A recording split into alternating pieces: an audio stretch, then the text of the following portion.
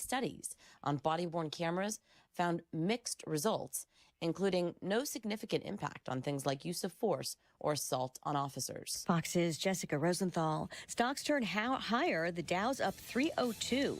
America is listening to Fox News. Tax Talk with Straight Talk. You give and you give. This tax season, you get with Straight Talk Wireless. You get a reliable 5G network and unlimited data and a new Samsung Galaxy A15 for just $99. So you can give your janky phone to your kid. Yeah!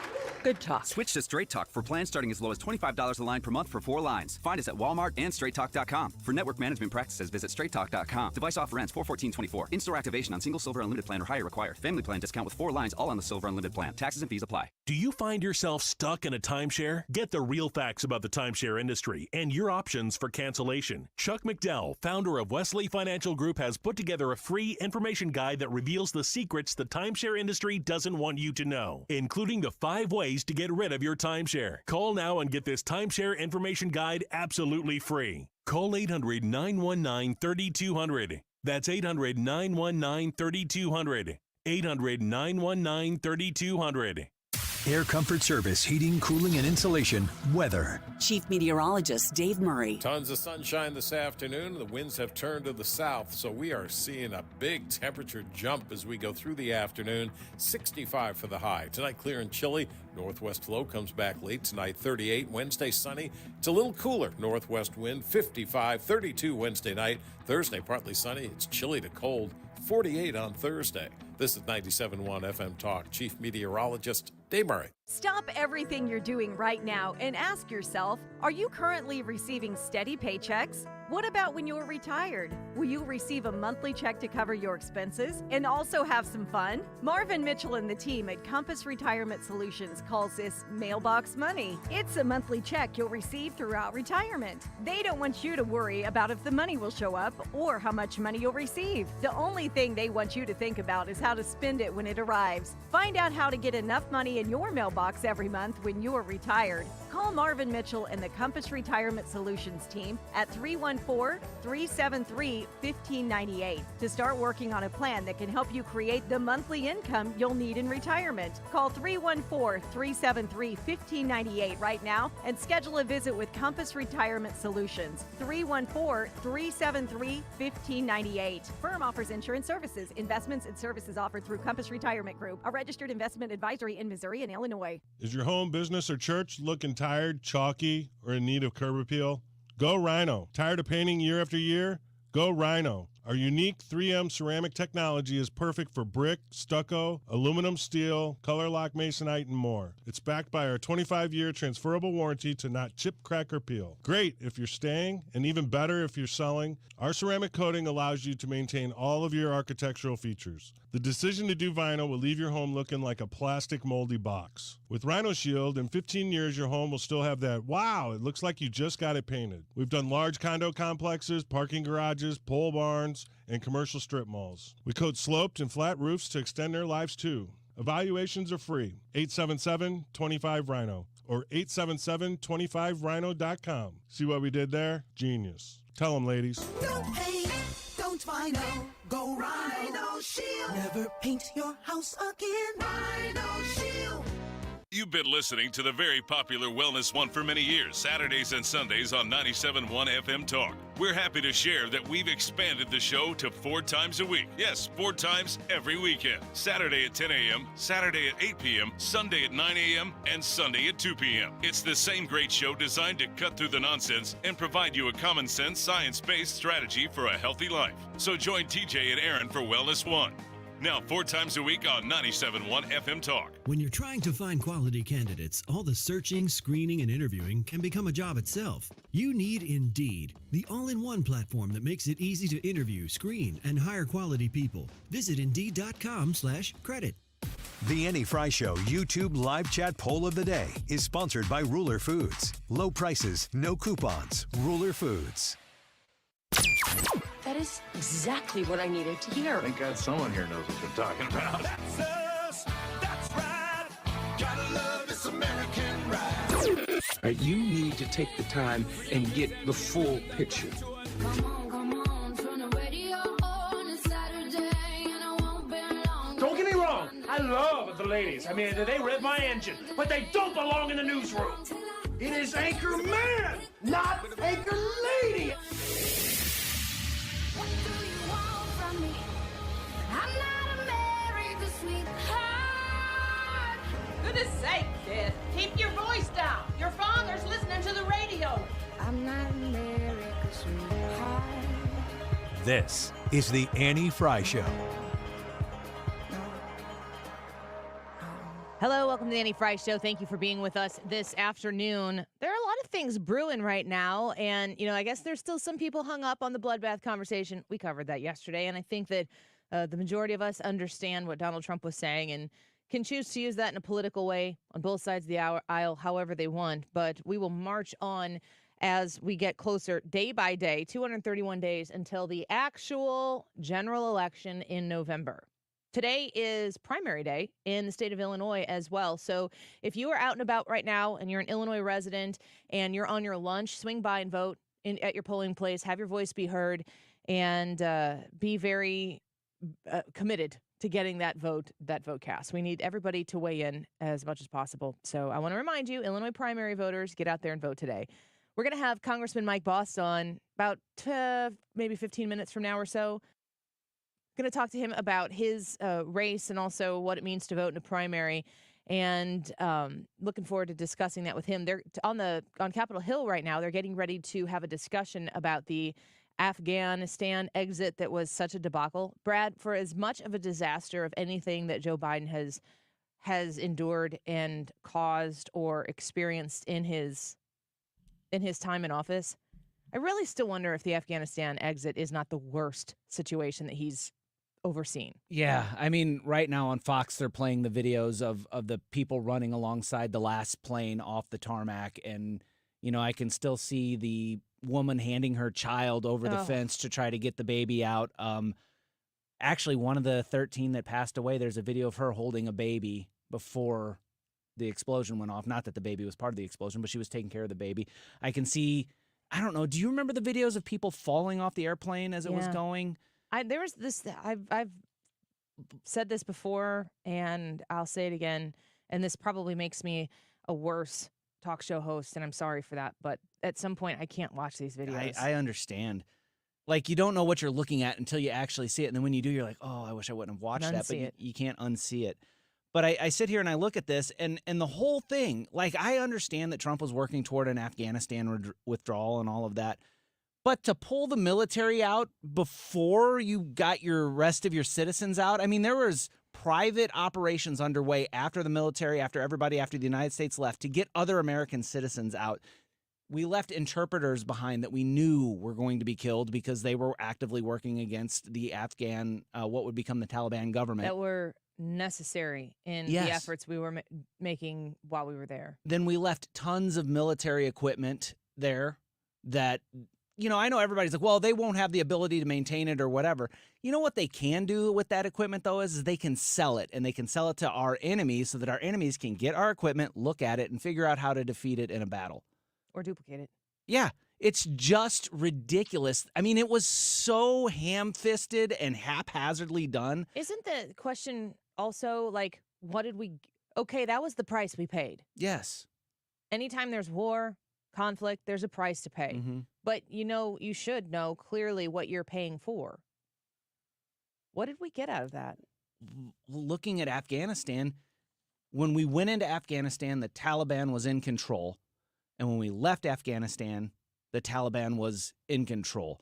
It's like everything that those soldiers went over and sacrificed for was just wiped away, just brushed away with the wave of a hand or the stroke of a pen, because Joe Biden wanted to say, look at me ending wars. It wasn't a strategic move or anything like that. It's like anything else in his administration. It was a political move. I feel like I took it more personally than other military involvement that our country has had before. I feel very, first and foremost, on my hands and knees grateful for every person who signs up to put on the uniform and to defend freedom in this country. And when everything that happened post 9/11 was 17 when 9/11 happened, was a senior in high school. Everything that happened post 9/11, Afghanistan, Iraq, Iran, all of these things that have developed since then, Pakistan, the involvement that was there, that all of a sudden feels a little more personal to me. I understand those things through the eyes of friends and family that were there. Now, I had family. My grandfather was a captain in the United States Army in World War II. He was a topographer. My grandpa, like part of the reason why I am walking on this earth, fought in the United States Army to protect freedom in the 40s. I am incredibly grateful that he did that, but I'm also incredibly grateful that he survived in it. I understand historically the idea of World War II. I learned about it, but, understanding what World War II is, knowing grandpa fought in the war. I mean, those are like, I'm not trying to simplify this in a disrespectful way, but when you're growing up, those are like old-timey things. That's history. Those are pages in a textbook that you have to study for a test that your teacher says that you need to pass. And then you grow up and you mature a little bit and you start to understand not that these are stories just like you might pick up a storybook from the library, but these are actual accounts of real events that took place. And oh my gosh, your grandpa was a part of that. This is different when you have friends and family that are your peers that sign up and you're thinking about the risk that it takes to sign up to defend exactly what. And you serve your country, you go where you're called to go, and you serve proudly. And then you ask yourself, if you're the parents of one of these 13 that were lost in Afghanistan, what was the price, or what was the payoff for the price that you paid with my child's life? I don't know that we have a clear answer to that, other than Joe Biden being able to say that he did something that other presidents weren't capable of doing. Well, yeah, I mean, I don't think that if they had the opportunity to do what you did, that they would take that opportunity. So they're having a hearing on this right now. I'd kind of like to dip into this if we get a chance. We might queue up something and play it a little bit later, because in about 10 minutes, we're going to speak with Congressman Mike Bost. But it's the perfect day to have Jim Carafano on at 105. Because we regularly, and I have no regrets on that, we regularly talk to Jim Carafano about what's going on the southern border. We regularly are talking to him about the implications of the Biden administration's policies on dumping funds and resources into processing people smoother into the United States, as opposed to saying, no, the solution here is to stop people from flooding into the United States. I saw on Fox News this morning, Dana Perino was interviewing an individual who I think she said he's been in America for, it's like 10 or 20 years, and he's trying to get his wife here. He's been trying for 4 years, and they don't even respond to him because the backlog in immigration is so incredibly long. He can't get her here. And this is the part that kind of it broke my heart to hear this, because I understood it on a timeline standpoint. But Dana Perino says you together have put off starting a family because you haven't been able to get together. And these are people who are trying to go through the process 100% the correct way. Costs them a ton of money and an enormous amount of time. And we can't get that right. But Joe Biden, just tell her to go to the southern border. Honestly, why wouldn't somebody do that? At this point in time, why wouldn't somebody do that? These are regular conversations we have with Jim Carafano, but today I'm going to ask him to discuss with us the Afghanistan withdrawal. And I'm going to ask him, we paid a really, really hefty price for it. What did we get for that? What was the point of the commander-in-chief prioritizing that withdrawal at that pace, in that order of events? What did the president get for that? I'll be interested to hear what Jim Carafano has to say. Also, very excited about our 125 guest. And I'm super high five to Brad, because I told him, I think last week, hey, we need to get Lou Holtz on the show. And he's like, okay. And then he's like, how about Tuesday at 1:25? I'm like, oh my gosh, I got to look nice today. It's radio. Lou Holtz is going to join us. He has a new podcast, The Lou Holtz Show. If Lou Holtz, with all of the experience that he has had in his lifetime, can launch a podcast, you got to listen to this. I can't wait to hear what he has to say, because if you don't know who Lou Holtz is, he's a very, very famous coach for Notre Dame football, successful, has been a commentator for college football for quite some time, but he's an amazing advocate. And he is one. Have you heard much of Lou Holtz talking, Brad? Do you have much experience with him? Not outside of football. Not outside of football.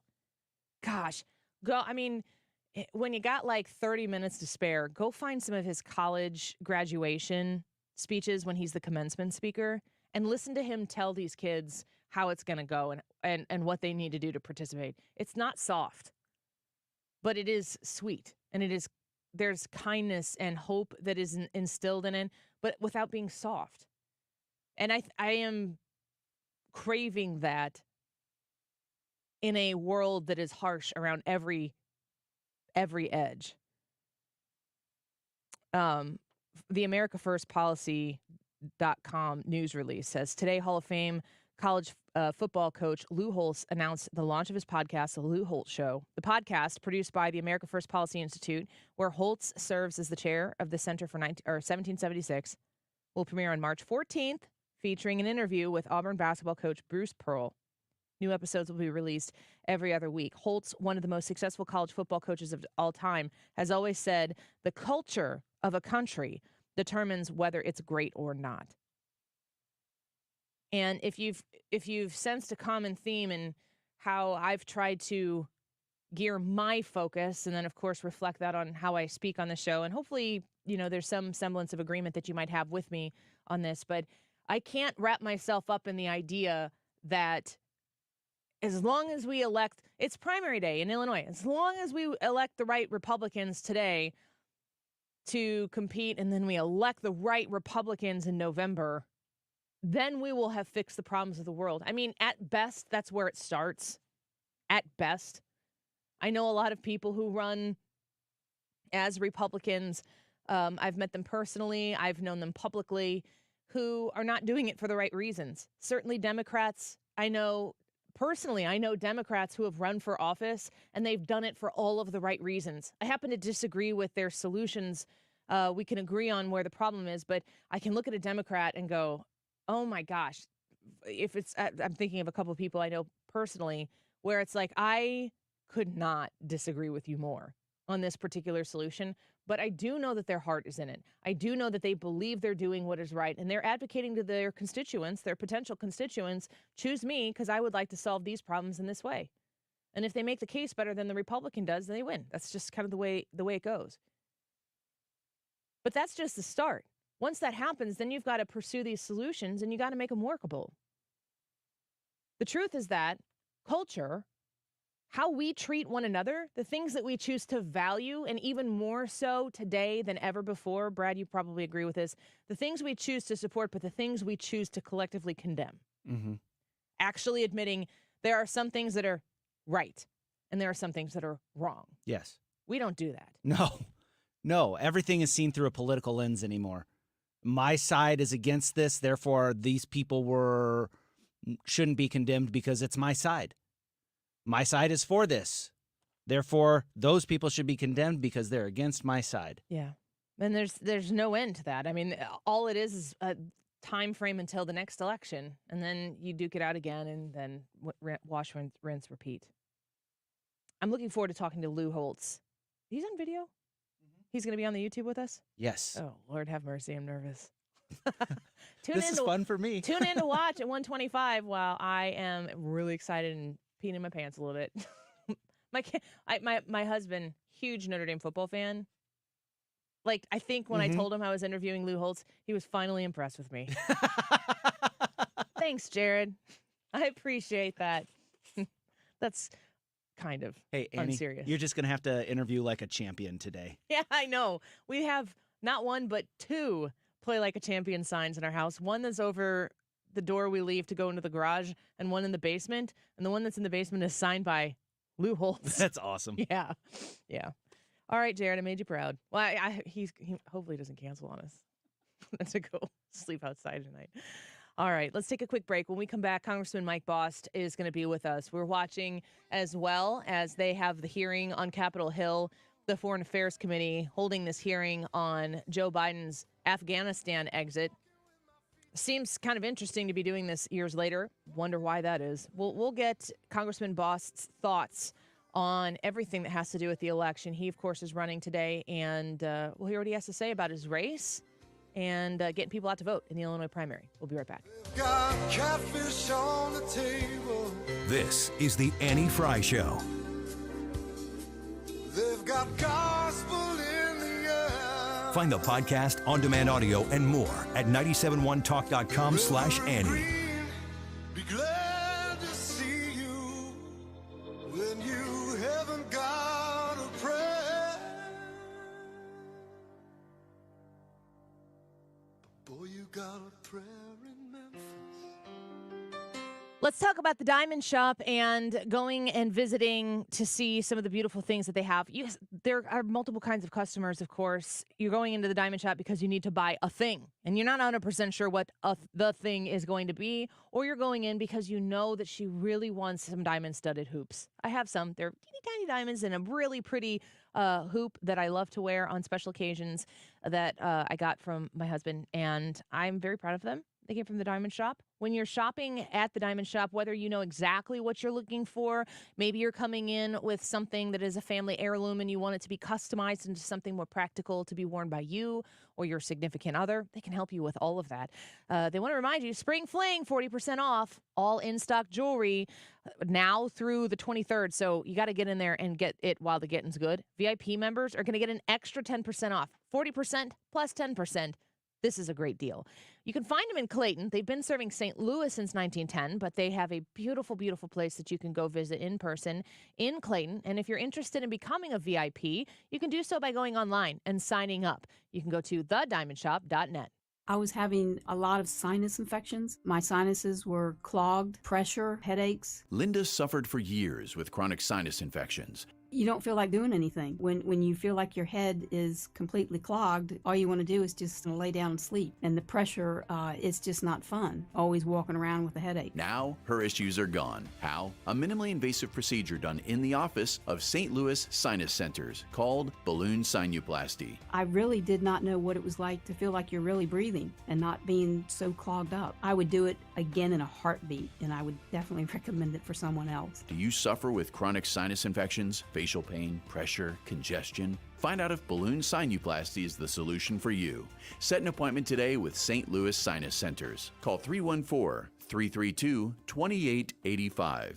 314-332-2885. That's 314-332-2885. Mark Cox, join me, Annie Fry, and Mark Reardon, along with Thomas Helbig and Bob Kershaw of the Retirement Advisory Group. They're holding their next Protecting Your Retirement educational event Tuesday, March 26th at the Frontenac Hilton at 6:30. Seats are limited, so go online at retirementkey.com. Here's Thomas with more. Are you nearing retirement or already retired and wondering what to do with your life savings?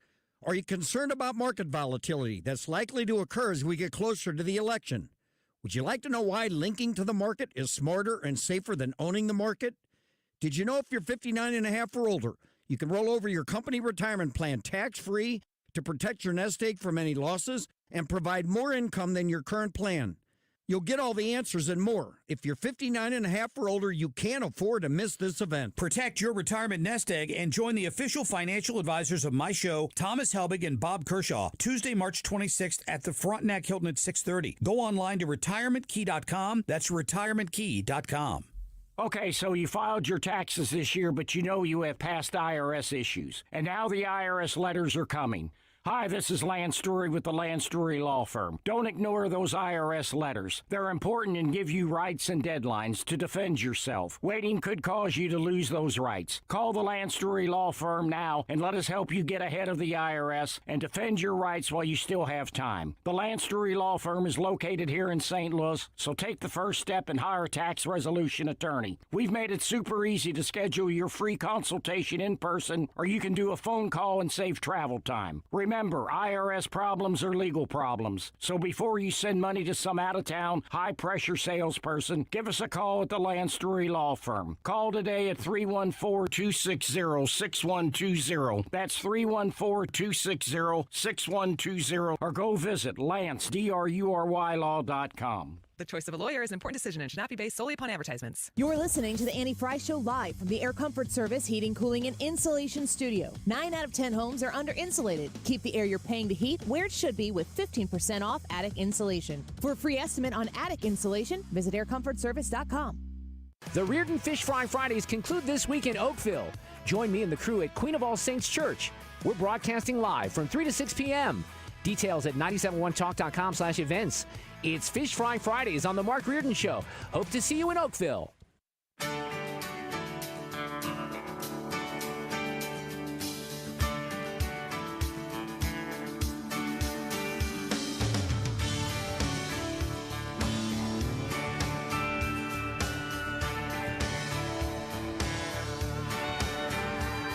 Well, if you ask me where I come from, This is the Annie Fry Show. here's what I tell everyone. I was born by God's dear grace. And Tanya and Terrell, there are several key races on the ballot this year, perhaps most notably for president, but we know both Donald Trump and Joe Biden have essentially already clinched their nominations. But the Illinois Board of Elections is predicting this year will be the lowest voter turnout in a presidential primary in 12 years. Still, there are several races that are hotly contested, including for Congress and in the state House and Senate. That's ABC7 reporting on today's Illinois primary. I feel like it should be a big day, but it's actually like the end of the primary. You could have voted for quite some time in the state of Illinois, but you do have to get out there and vote today. Results will be in this evening. And one of those individuals who you might see on your ballot, if you're in Illinois' 12th district, Brad's district, Congressman Mike Bost is on the Annie Fry Show right now. Thanks for giving us some of your time today on primary day, Congressman. It's good to have you back. Annie, thanks for having me on. You bet. You know, we just want to really encourage everybody to get out. The vote is important. You know, this is I know that they're saying, oh, it's going to be a low turnout, but we're doing our part to make sure we've got people calling all over the place. We're offering rides. We're checking each and every county, and I know those counties are out there pushing because there's a lot of county races as well. Yeah, there's a lot at stake locally, and I think that Madison County, St. Clair County, some of the counties right here on the eastern side of the river do have some hotly contested races. For a primary for you, I mean, obviously you're running in it, but turnout is going to be lower than usual because we have presumptive nominees at the top of the ticket on both ends. Sure, one of those people is Donald Trump. Donald Trump endorsed you, from what I understand. That is correct. Donald Trump not only endorsed, but then Friday night or was Saturday night, at any rate, he retweeted out his endorsement to everybody. That means, you know, he's endorsed me. That every time that he's been involved in politics, he's endorsed my candidacy for being congressman of the 12th district. Of course, I've endorsed him. I was one of the earliest ones. As a matter of fact, I was the first full committee chairman to endorse him as far as Congress is concerned, and I did that actually President's Day over a year ago. So. What does it mean to have? What does it mean to have Trump's endorsement? You endorse him. What is it that you two share? That should you win your primary and, of course, the general, and then he wins the presidency, how is Congress going to work with Donald Trump to change the current experience of living in America? Well, first off, we're going to move back towards a lot of things that he did through administrative rule. And my hope is if we take the House and increase the number in the House and take the Senate, that we aggressively go after the original agenda that was in such and you know, whether it's securing the border and not just doing it by administrative rule, but do it by law so that if a new president comes in, that won't be as easy to change. Also, when you talk about this president, we were dealing with foreign affairs. We've started working on the Chinese task force. And the things that Mike Gallagher has worked on, we're trying to get implemented because the security of our overall future of this nation is at stake. And then the economy. The economy is so it's the border, it's foreign relations and trying to deal there, but it's also the economy. When we start implement things back into place to try to bring offshore businesses back, send a clear message that we're not going to tax them out of existence. And then another thing that's vitally important is, remember the tax laws of Donald Trump, they're coming up, that several of them have to be renewed or we slip back to where we were prior to that. Mm-hmm. So those have to be done, and that's why it's vitally important that we take and increase the number in the House, take the Senate, and put Donald Trump in the White House. Congressman Mike Bost on with us right now. He is the representative for Illinois' 12th District in the United States House of Representatives. He's also the chair of the House Veterans Affairs Committee. I'm not sure how much crossover that role has, but you did serve yourself, and we are grateful for that service, Congressman. Right now, we're watching as they have I think it's Foreign Affairs Committee that is doing the Afghanistan exit debacle hearing. What do you have to say? What do you want people to know about what took place in Afghanistan? That's years ago. Maybe people forgot about it. Is it still important? No. Well, I'll tell you what. I know 13 families that sure didn't forget about it. Amen. And I'm going to tell you that when Donald Trump had his commanding officers and the chairman of the Joint Chief of Staff, he took and listened to their advice. And if he didn't, he got the quality of people that if you're not going to listen to my advice, then they step away. And, he had that happen. There were times he didn't listen, and he made his choices. That's fine. But I believe that who is at the hearing today should have stepped away, because what he did was he gave up a forward base that allowed us to keep an eye on some of our most serious enemies. That's Iran. That is also China. But instead, they gave up that base because when he advised the president they needed 6,000 troops to at least hold that line, the president said, no, I want it down to 600. He said, I can't hold it. He said, then withdraw.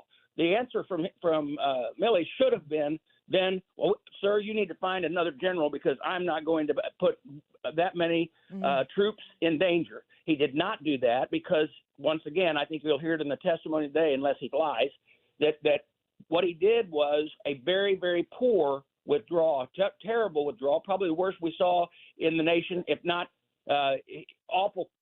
I think it was worse than Vietnam, but this was terrible.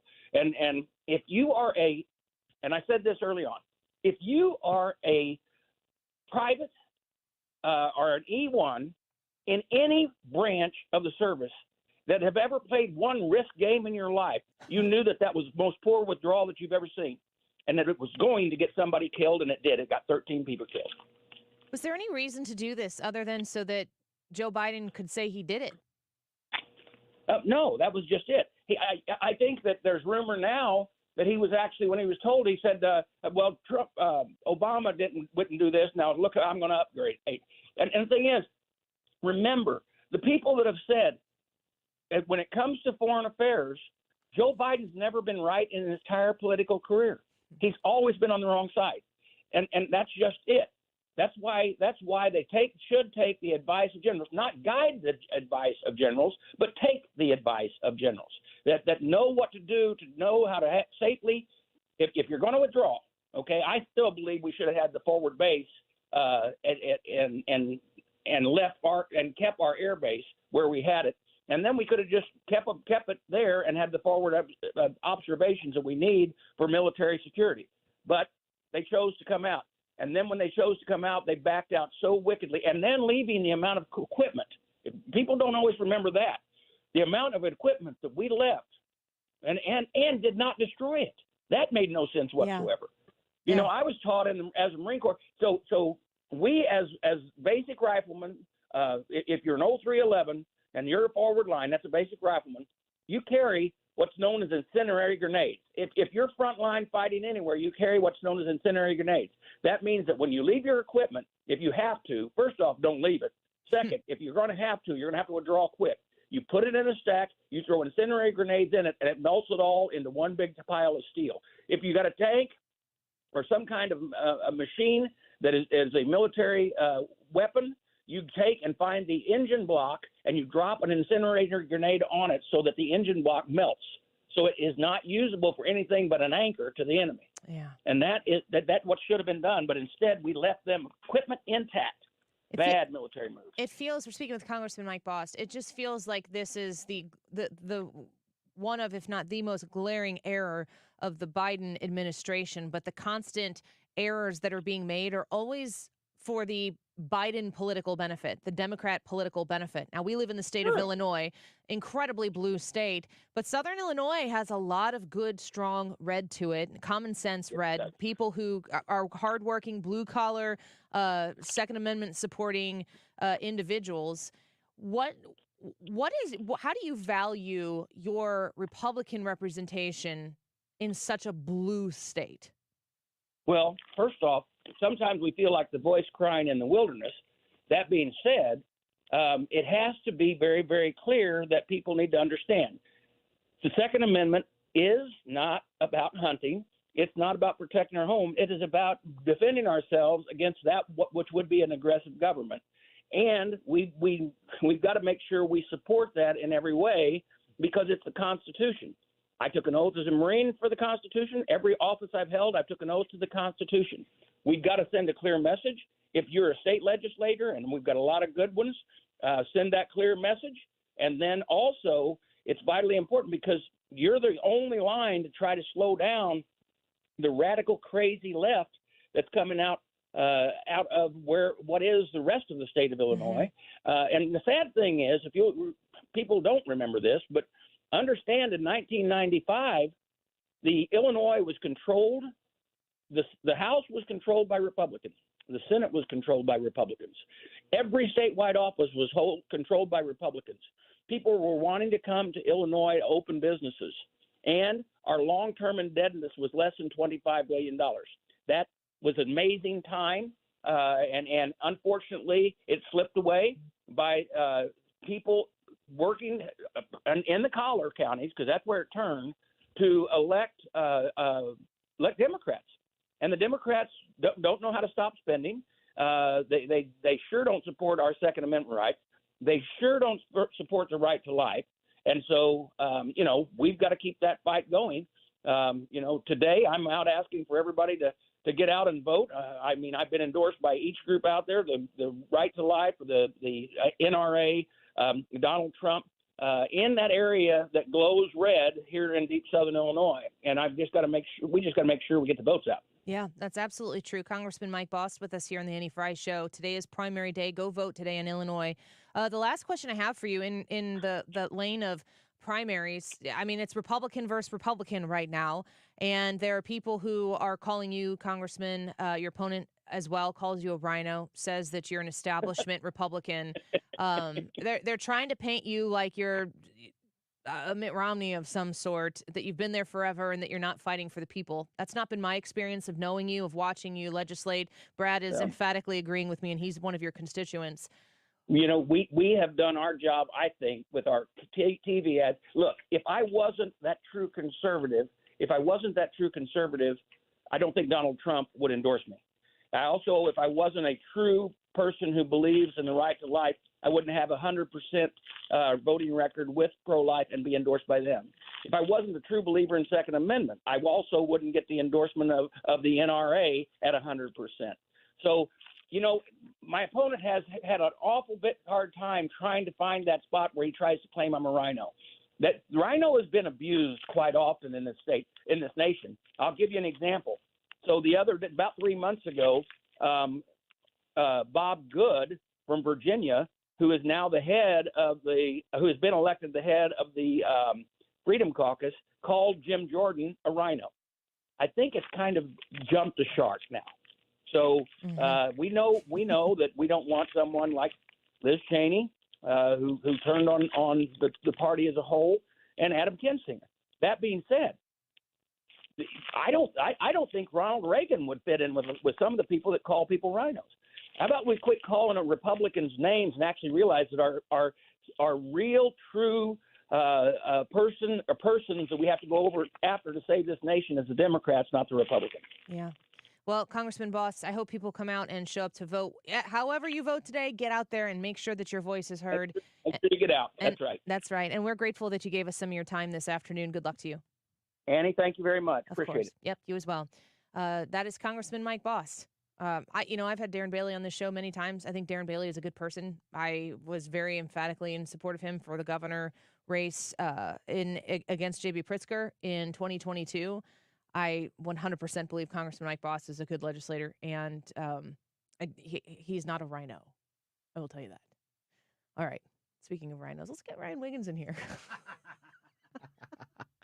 But he's not in here to defend himself. No, he'll come in here. But he would not be considered a rhino. He's not a rhino. So, Ryan-o. Ryan-o. Yeah. Let's get him in here and we'll do a little Wiggins America right around the corner. Things that are wrong with society according to, I think it's boomers. He said our parents' generation. So is he talking about the three of us? Or like the collective our parents' generation? I think he's talking about the three of us. Okay. So I think this is according to boomers. Okay, boomers, don't go anywhere. And millennials, if you're a millennial like us. And of course, nobody ever talks about the Gen Xers. And that's just the way the Gen Xers like it. Maybe we'll call you out a little bit too. We'll see what Ryan Wiggins has to say in Wiggins America next. An eagle flies. You're listening to The Annie Fry Show on St. Louis's home for conservative talk. Follow Annie on Twitter @Annie Fry Show. And there's a bell that still echoes the price that it costs to be free. Point Pest Control, my very good friends. That's Point with an E. Point Pest Control coming to your house to get rid of your ants, your spiders, crickets, mice. Get a premier service plan with Point Pest Control. Fry family has one of those. I'd take 10 of them if I don't think there would be a point to it because honestly, they treated my house initially in the fall and haven't seen a bug since. They came out just in a quarterly fashion a couple weeks ago, I think, sprayed the outside and made sure that nothing was creepy crawling trying to get in. And I'm so grateful for them. They are incredibly effective. They also happen to be great people, which is a huge plus, of course, if they're going to come to your home, in your home. And they are ready to take your call, 636-798-0023, 636-798-0023. Don't forget, if you give them a call, mention my name, The Annie Fry Show, because you are going to save an extra 10% on the top of any special that they're currently running. You get an extra 10% when you mention Annie. I really, really implore you, if you've got a spider problem, if you've got ants, which is, we're getting into ant season, make sure that you take care of the problem right away. The right way the first time with Point Pest Control. Online at point with an E, pointpestcontrol.com. Gain peace of mind that your flooring and carpet installation will be done right the first time when you hire the experts at Michael's Flooring Outlet. They give all their clients attentive personal service, even bring toys for the kids of the household. It's a family-owned and operated business for 25-plus years. They make sure you make the right choice for your home. So if you have carpets or hard floors, you're going to be happy for years to come. 3 convenient locations in St. Charles County, 116 Main Street, in Old Town St. Peters at Mid-Rivers and Highway 70, in West County on Olive, and the store in Darden Prairie. Michael's Flooring Outlet, IGotFloor.com. Hello, this is Chad Clayman with ClaymanGroup.com, KLAMEN Group.com, where we buy houses direct and as is condition. Did you just inherit a house and you're not sure what to do with it? Maybe it's got a lot of stuff in there and you're really not sure what to do with the stuff and how to sell the house. Well, we do a lot of work with people that inherited property. We're very familiar with the probate courts. So if you have a house you just inherited, please reach out today. We'd love to make you an offer and simplify your real estate situation. KLAMEN Group.com.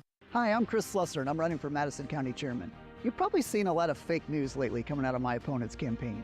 False claims about us somehow losing money in the Treasurer's office.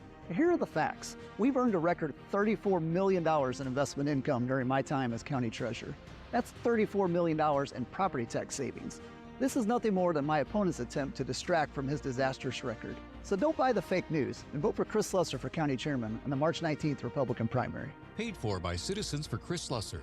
Hey, it's Mark Reardon for the Doctors of Ophthalmology Associates. I depend on them for eye care, and they have an announcement. They're pleased to welcome Dr. Samuel Berry to their practice. Dr. Berry is a cornea surgeon, and he has the latest knowledge and techniques for advanced eye care and treatment in the field. So what do we call them now? The doctors? No, just the best doctors to see for your best vision. In St. Louis, you can reach them at 314-966-5000. They've treated more than 250 doctors, more than any others in the practice. Now, if you need help with dry eye, LASIK surgery, maybe you have glaucoma, macular degeneration. I had an eye disease when I was just 25 years old, so my eyes are very important to me. You get the absolute best care with the Doctors of Ophthalmology Associates. Doctors Greg Birdie, Ranjan Malhotra, Robert Bersati, Andy Royer, and now Dr. Samuel Berry. 314-966-5000 or visit youridoc.com. They have a great location just off Manchester Road, a half-mile west of 270. Ophthalmology Associates. The choice of a lawyer is an important decision and should not be based solely on advertisements.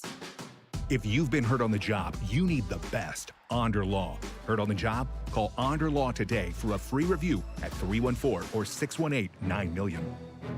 Today's Annie Fry YouTube live chat poll question: if Trump wins, should he pardon the January 6ers?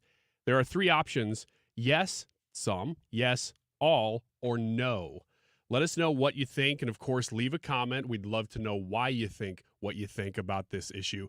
It is 12:47. This time check is sponsored by Jerry Kelly Heating and Air Conditioning. It's time for a $98 furnace tune-up. The Reardon Fish Fry Fridays conclude this week in Oakville. Join me and the crew at Queen of All Saints Church. We're broadcasting live from 3 to 6 p.m. Details at 971talk.com/events. It's Fish Fry Fridays on The Mark Reardon Show. Hope to see you in Oakville.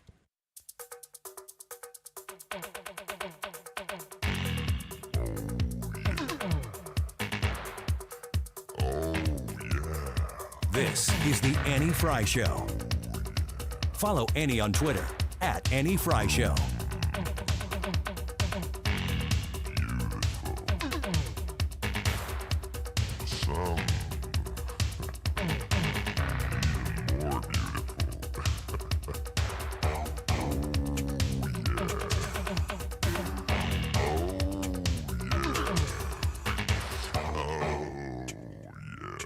I think of one of two things when I hear this song. Yeah, tell me. One of them is Ryan Wiggins.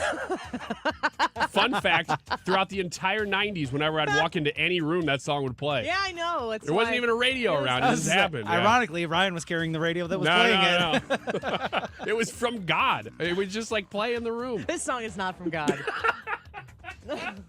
I think I'd have to agree with that. Twix. Oh, my gosh, yes. That's I what forgot think about that until you just said that. What a good campaign. Heck yeah, it was. What do you know, Brad, do you remember that? The Twix commercials? Oh, yeah. Oh, yeah. Leah, do you remember that? No. Okay. I said this was from Ferris Bueller. Yeah. It is. I do think of that, even though I'm not a big 80s movies guy, I do think of that. I think I've seen Ferris Bueller's Day Off one actual time. Me too. And I was not mad at it, but I'm like, I don't ever need to watch Me this too. again. I'm like, okay, that's a movie. Yeah. Sure, it was fun at the time. Wiggins! Oh! Wiggins! Oh, yeah. Oh, yeah. Like the Kool-Aid Man. Ryan, I need a new intro made. Yeah. That song, man, when it just comes on, how can you not laugh? That's why Leah will attest. This song came on my radio. So what I do, and I've been doing this with Hannah, I've done this with Brad before, but I take a picture of my stereo and just text it to the person. But this one I sent it and I said, Wiggins America. There is nothing to that song. It's just like a cheap little beat with some guy going, oh, yeah. Yeah. Oh, yeah. Mm-hmm. Is this about boomers? This is sort of about boomers, but I have to phrase things in a particular way when I come in here so that you won't go, oh, it's your generation. Leah, is your parents, your dad is a Gen Xer, I would assume. He was born in 68. I don't know where I think that's very close. Yeah, very close to the line. Probably for your dad's sake, we'll just go with Gen X. Okay. Yeah. Because he's probably like you, Ryan. You're a millennial because you're in the 80s, and 80s are millennial. But you could like find a survey or research paper somewhere that's like 81 and 82. Actually, man, my kids love the actually. Yeah? It's super annoying. Neck beard. Well, actually. And by the way, actually, when I was growing up, they told me I was Gen X. So I think I've been post-dated. Yeah, but it shifts. I've been It post-dated back to a millennial. Yeah. These are things that our parents' generation, a.k.a. probably boomers, consider to be, well, they're tired of seeing these things. This is like the downfall of society. These are normal things that they don't want to be normal. And I just want to see whether you agree with them or not. Boomers think that these things should not be okay. Even though they're pretty normal Yeah. in society. Yeah. I probably agree with the boomers like 1,000%. I mean, get ready. Here we go. The first one I did was, I wish people still dressed up a little more. Make it so.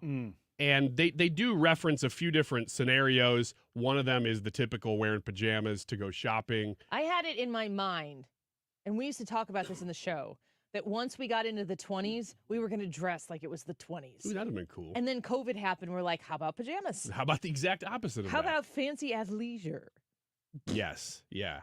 Now, they do reference, like, this person says, I dine sometimes at nicer restaurants, and there's nothing wrong with seeing somebody in a T-shirt, cargo shorts, flip-flops in there, but I got to say, it sort of reduces the experience if nobody's taking it seriously that it's a nicer place. You agree with that? You dress nicely for other people as well as yourself, and I think that society would be better off if we valued that. I just feel bad because in Florida, last time I was in Florida, well, not last time, but a while ago when I was in Florida, my wife and I went to a restaurant that was like a patio type restaurant, and we were dressed very casually, but apparently it was a nicer restaurant. Well, we didn't know. It's Florida. We don't know the area that well. And we sat down and, man, we got some looks. I'm like, oh, man, I feel bad now. But it was also, it felt like it was like beach climate. I don't know. It made me kind of mad because Probably just should have wore pants. I probably just, yeah. I mean, that's just my way. I said, look, I'm from Southern Illinois. We don't wear pants, sir. At least I was respectful. Next one is that nobody is taught cursive anymore. Okay, about the cursive thing. Cursive is important to learn. If all the things that societally we could be really worked up about, it just seems like an overemphasis on the concern for cursive. And also, my kids spent 1 year in public school, kindergarten and second grade for my son and my daughter. Other than that, they've been in Lutheran school the whole time. But every year, cursive was present. I know no educational system, personally, anecdotally, where cursive isn't being taught. So I almost don't believe that it's an actual problem. Is this something that people bring up a lot, though? Because Yeah. I haven't heard this There's a a whole lot. conspiracy theory that they've stopped teaching cursive so that people won't be able to read the original documents. Oh, I see. And I see. said that to Brian Kilmeade, and he's like, "What? Really? No." And then the next day, there was a story on Fox News on the morning thing, and they were talking about it. And I'm like, he better be thinking about this show. Oh, that's cool. I didn't know that. Next one is one I don't know that anybody's going to disagree with. Never saying no to your child. The person says, it sounds very boomer, I know, but I have 2 kids born in the early 2000s, 1 child born in 2015. And I see many more kids that are just brats now. So the idea is, what boomers are saying is we should be saying no We should be saying no more. Yeah, my kids probably would disagree. Yeah, the kids would disagree. Leah, weigh in on this. Is this something that is a problem? Like, should we be saying no more as parents to kids? You're closer to the kids. So I thought I'd ask you. I think you guys personally are great, but I do know some parents that definitely need to say no more. So you agree? Yeah. Okay, good. I know parents who should say no more. I think we all do. They weren't my parents. I think the question is, are there more parents who seem afraid to say no now than used to be? I don't think that they're afraid to say no. I think it's easier in the moment to say yes, and it is way harder to fix it later on. Yeah, it's a culture of appeasement, and I think that's a big problem because that leads to adults who expect to be appeased at every turn. When I tell, like it to the extreme, when I tell Molly no, and she's 2, she's the biggest bully I know. She lets me have it. Like I told you the other day, when she told me to shut up, she heard someone else say it. She said it to me playfully, but I needed to nip that in the bud right there. Mm-hmm. And I was like, you need to say sorry. And she just puts her hands down her side and goes, I can't. And she said it like 6 times. And I'm like looking at the husband going, do something. And he's like, I can't.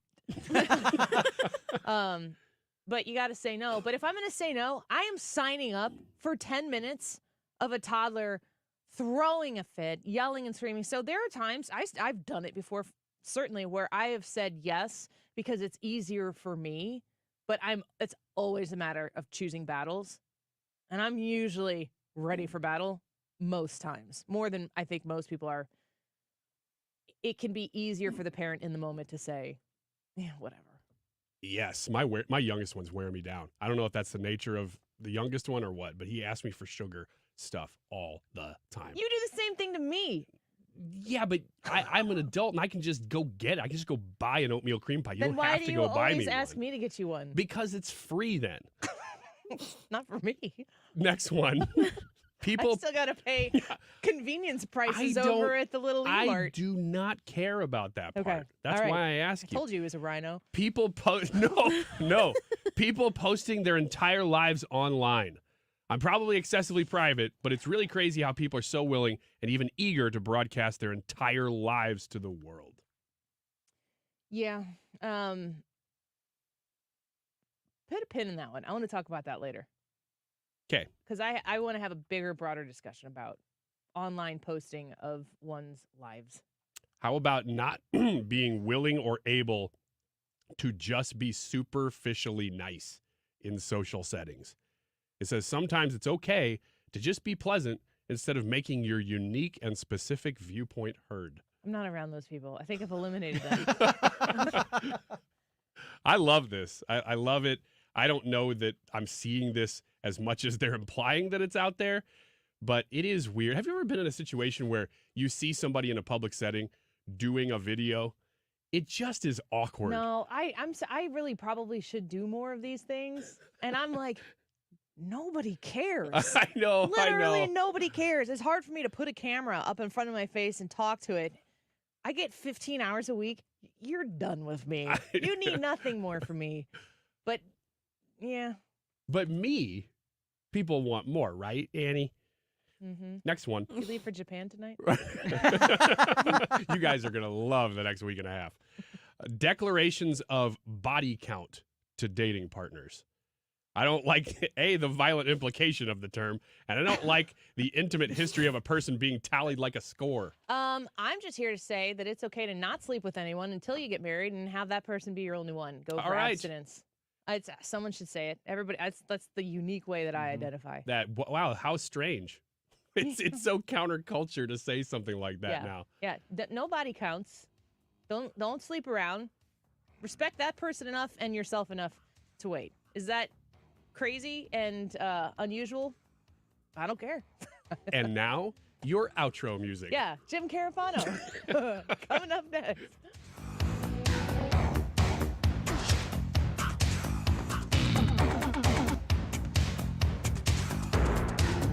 Paid for by Coalition Life. Stop. Wait. Think twice about signing that petition. That innocent petition is not a replacement for Roe versus Wade. We're talking late term and partial birth, long after the baby can feel pain. But that's not all. Signing that petition obliterates parental rights. Worse, it strips away malpractice protections for prenatal care, childbirth, miscarriage care, and all other reproductive health care. So if you or a loved one is hurt while accessing reproductive care, you forfeit your rights to sue. So think twice about signing that petition and instead join us on Saturday, March 23rd, just outside Union Station for March on the Arch, hosted by Coalition Life.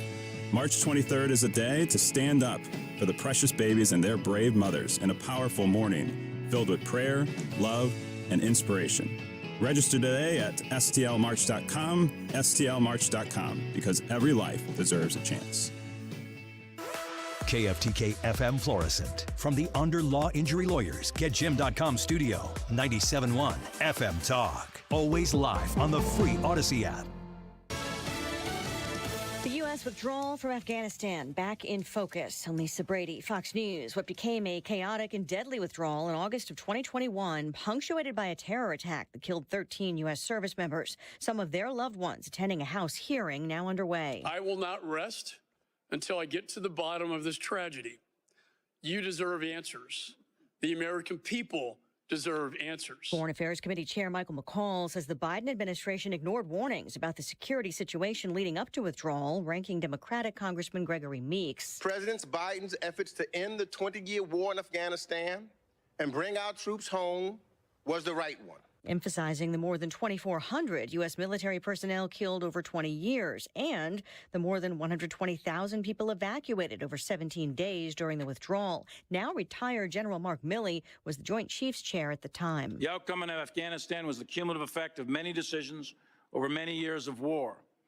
And like any complex phenomena, there's no single causal factor that determined the outcome, but multiple factors in combination. Milley had recommended keeping at least 2,500 U.S. personnel in Afghanistan until diplomatic conditions of a peace deal between the U.S. and Taliban were met.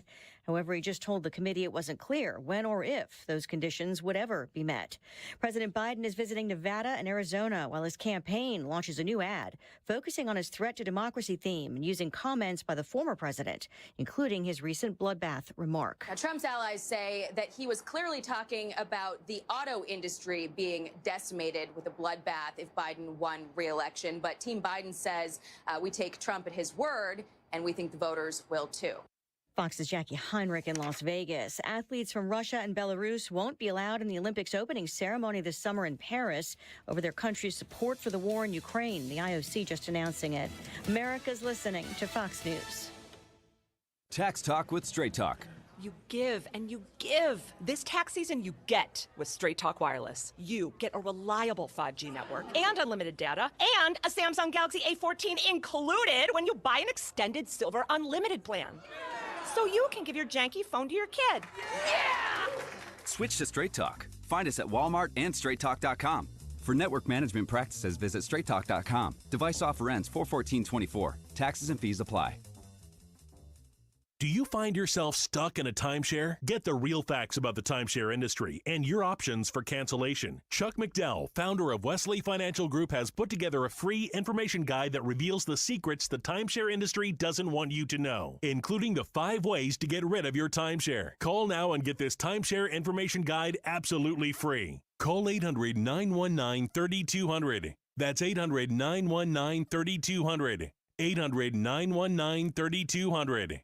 Air Comfort Service, heating, cooling, and insulation. Weather. Chief Meteorologist Dave Murray. Tons of sunshine this afternoon. The winds have turned to the south, so we are seeing a big temperature jump as we go through the afternoon. 65 for the high. Tonight, clear and chilly. Northwest flow comes back late tonight, 38. Wednesday, sunny. It's a little cooler. Northwest wind, 55. 32 Wednesday night. Thursday, partly sunny. It's chilly to cold.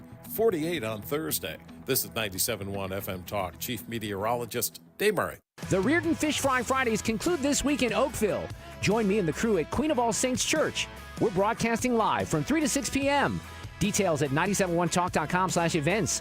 It's Fish Fry Fridays on The Mark Reardon Show. Hope to see you in Oakville. Mortgage rates have finally dropped. That's right. Golden Oak has 5.375% fixed rates available right now. Our average cash-out customer saves over $1,000 a month. Call today and take advantage of our 5.375 fixed rate. Call 314-567-GOLD. That's 314-567-GOLD. Golden Oak Lending cured my blues. 5.934 APR. FHA 15-year 20% equity qualified credit. Additional terms apply. NMLS 114937. Hey guys, Glover here with my very, very good friend, Dr. Kathy Maupin at BioBalanceHealth.com. If you have reached that certain age and you're just not feeling very well and nothing's working the way it used to work, go see Dr. Kathy. She is not only a medical doctor, she is a patient of this bioidentical hormone replacement therapy. It absolutely works. It's a long-term solution. She is an artist when it comes to helping you with your hormones. BioBalanceHealth.com for Dr. Kathy Maupin. Let's talk garage doors. Your garage door. Is it too loud or letting cold or hot air in around the frame? Overhead Door Company of St. Louis will make it all better. In March only, they will perform their full 26-task garage door tune-up for just $79 and just in March. That's just $79 for up to 3 garage doors and openers. You need this done once a year, so why not now? And for just $79. Schedule now at overheaddoorsstlouis.com. i3 Broadband is making slow, unreliable internet a thing of the past. Unlike certain other providers, i3 Fiber delivers gigabit speed up to 8 gig for uploads and downloads. If you're sick of your internet always going down, i3's fiber optic technology is incredibly reliable, and with no annual contracts, no installation fees, and no activation fees, i3 won't lock you into anything. They have multiple speeds and price points, making your data needs accessible and affordable. Find out more, i3broadband.com. The Lifestyles Unlimited team of real estate investing mentors and educators want to meet you. Learn to retire in 5 years or less. In St. Louis, 2 days only, April 27th and 28th. Go to GiveMeTotalFreedom.com. GiveMeTotalFreedom.com. Promo code 2024. Our goal at NeoVitan is to make supporting your nutrition as easy as possible. That's why we created the NeoVitan monthly subscription. Just go to NeoVitan.com, choose your multivitamin, sign up, and we will do the rest. You'll receive your NeoVitan multivitamin every month with no long-term obligation. You can pause or cancel at any time, and shipping is free. Each NeoVitan multivitamin includes our physician-formulated proprietary blend for nutritional support you won't find anywhere else. Start supporting your nutrition the easy way with NeoVitan multivitamins. Sign up for a NeoVitan subscription today at NeoVitan.com. The Annie Fry Show YouTube live chat poll of the day is sponsored by Ruler Foods. Low prices, no coupons. Ruler Foods. That is exactly what I needed to hear. Thank God someone here knows what they're talking about. That's us. That's right. Gotta love this American ride. All right, you need to take the time and get the full picture.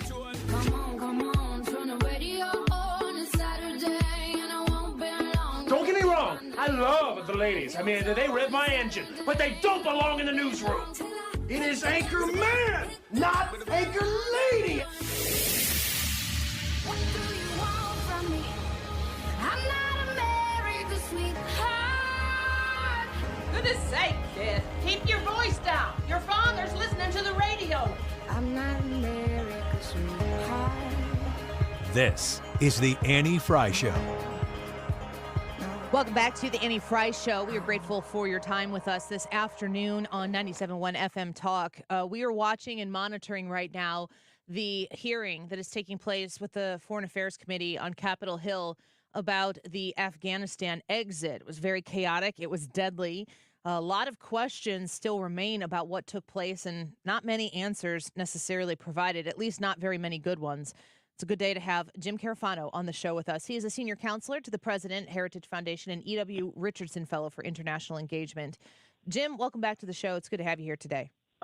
You know, I offered the Biden administration a little while ago, but there was a way out of this that would have been better for the administration, and that is they should have just had an independent, nonpartisan thing like the 9/11 Commission, and just say, hey, look at this, tell us what we did right, what we did wrong.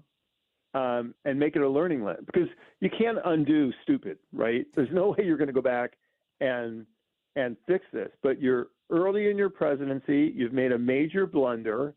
It's obvious to the world.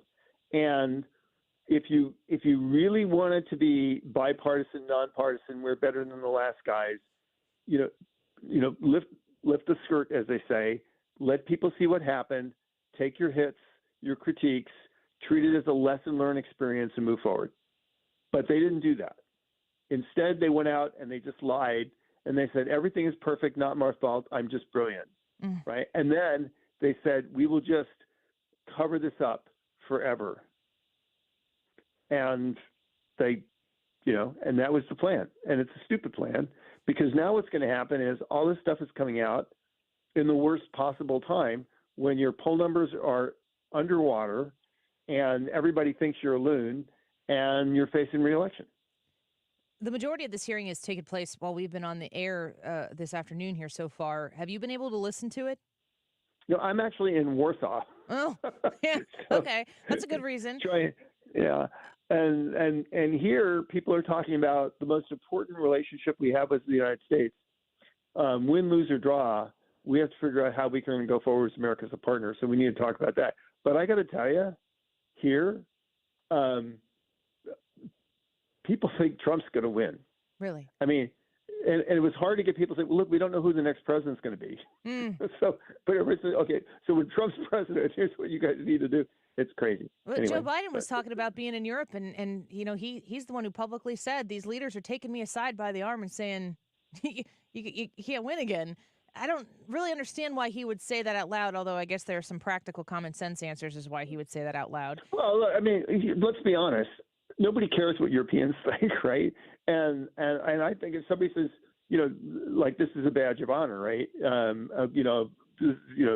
But if first of all, I doubt that that's true. I actually don't. I think he actually lied. I do believe that they all think he's going to lose. What I think is a lie that any of them would say that to his face. Yeah. If you're saying that you're in Poland and they're talking about when the likelihood of Donald Trump being elected, is the world shifting day by day as we get closer to November?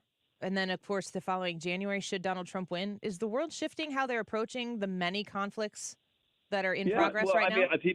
People are thinking about, where is the future going to go and what does that mean and what to expect. So I actually listened on a panel today. There was a Polish parliamentarian who actually got up and gave what I thought was a perfect assessment of a Donald Trump presidency and what that means for Europe. And I was shocked because I've never heard that. I haven't heard from Americans, let alone from a European. But he was basically, and you look, and I'm not partisan, I'm not Republican, don't care who you vote for or whatever. I'm just telling you what I heard today, right? So here's a guy gets up and basically said, I'm paraphrasing, but he says, let me explain to you why Donald Trump is going to be better for Europe and better for Poland, and Joe Biden is I think very risky for us and a very shaky leader and not good for Poland or Europe. And I think he was right. And I'm not saying that because, I'm a Trump supporter. I'm saying that because that's my assessment as well. But this goes, counterintuitive to the complete narrative, which, Trump is the end of the world as we know it and everything. And here's a European politician basically saying, I'm saying in public, that Trump's going to be good for Poland, which I think is, and this is, and not by saying that, he's going to be any different than he's always been. He's just saying that a president that puts America's interests first understands the value of our relationship, of what Poland does for the United States, of what we can do together, and that's going to serve us well. Shocking to hear. Yeah, you're talking about how these foreign countries are talking about how a Trump presidency would be good for them, and I'm sitting here thinking, who is Joe Biden really good for? Because it doesn't feel like, as a consumer, as a taxpayer, as a voter myself, it doesn't feel like he's what's best for me as an American. Who do you think Joe Biden is good for? Well, look, first of all, I don't know if I ever told the story to anybody. So I once stayed with some very lovely people that are basically the backyard neighbors of Joe Biden. And this is long before, he was vice president. He was just senator. And he goes, everybody in the neighborhood hates him. And they say he never pays his bills. Like you have, plumbers, the gardeners, they can't get him to actually pay his bills. And that's my entire view of Joe Biden is based on that conversation. Yeah. That a guy that is too cheap to pay the hardworking people that come to his house and do stuff, that's a person you can never trust. So the trust. So the first thing, which is Biden has always been about Joe Biden and taking care of Joe Biden and the people around him. It's always been about him. He is a selfish, self-centered person, greedy, and not power hungry. I don't think Joe Biden's actually power hungry. I think he always aspired to power, so why he kept running for president. But he was greedy, and it was about Joe. Biden got picked to be vice president because it was, you had Obama, it was a fresh face. They wanted a Washington insider that everybody trusted. And, harmless Joe seemed great. And then nobody wanted Joe Biden to be president in 2020, but you had this whole roster of yahoos there. And it was basically Biden by default because he had, been a pretty innocuous vice president. He was a safe choice. They run Biden again because they really don't have anybody else to run. So Biden is happy to be a sock puppet for the Democratic establishment because it's good for Joe Biden. And that's, I think when they write the honest history of this president, that's what they're going to find. It's a really interesting story because you can really tell something about someone by how they act when they're not really on the public stage, and it's a pretty telling story.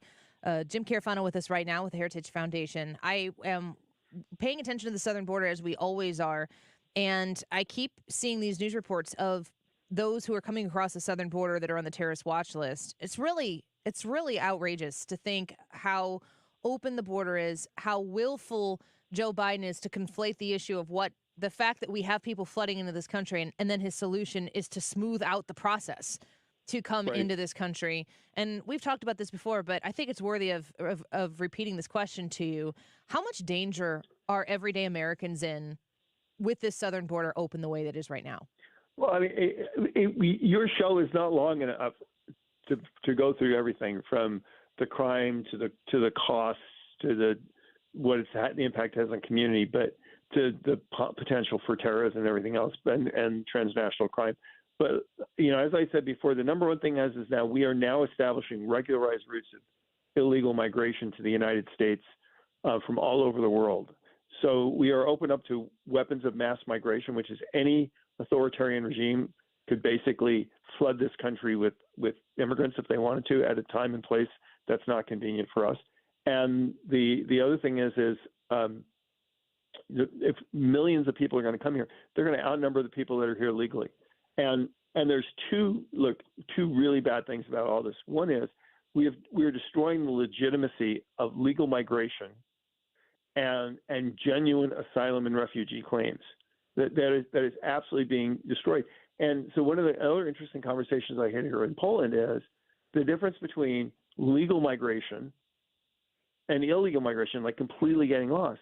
I mean, here, Poland has taken in millions of Ukrainians. They are refugees. They came here legally, and they integrate and work very well in the Polish society. And it has been a mark of both humanity and of what you do when you do a legal, responsible system. What we're doing in the United States is we're conflating illegal and legal migration, and we're making it sound like it doesn't really matter, right? And as long as we just want to create a train for people to come in here, and it's unsustainable. I mean, literally, okay, I get it. Everybody isn't somebody, right? So you can't take one person and say, well, this is emblematic of everything. Oh, my God, this person did a crime, therefore everybody with that last name is a criminal. But when every single day you hear about a person that committed a crime, which was a known criminal that they let in, or was arrested 17 times and they let in, that at some point, when do all these little, 1,000 points of light become a pattern? That we are intentionally turning a blind eye to letting criminals come into this country to defend this principle of mass migration, which is unsustainable and destructive for this country. Last question before we let you go. I want to bring up the topic of Haiti, because with this immigration breakdown that we have in our country and the complete disarray of what's taking place in Haiti right now, my understanding is that there are, 1,000 Americans that are in Haiti trying to get out. Some people are correlating the exit of Afghanistan and Biden's unwillingness to go get those Americans out. I don't know if that's the same at all.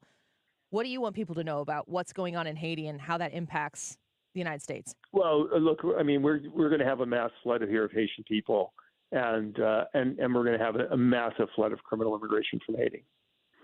So it would be a big thing if it wasn't on top of, it's like there's a forest fire and then coming at you and your house burned down. I mean, that's where we are.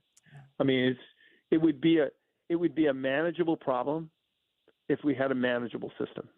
Yeah. And now but we have an unmanageable, and it's just one more crisis on top of an already kind of insurmountable series of crises. Jim, one day you and I will have a conversation full of positive news.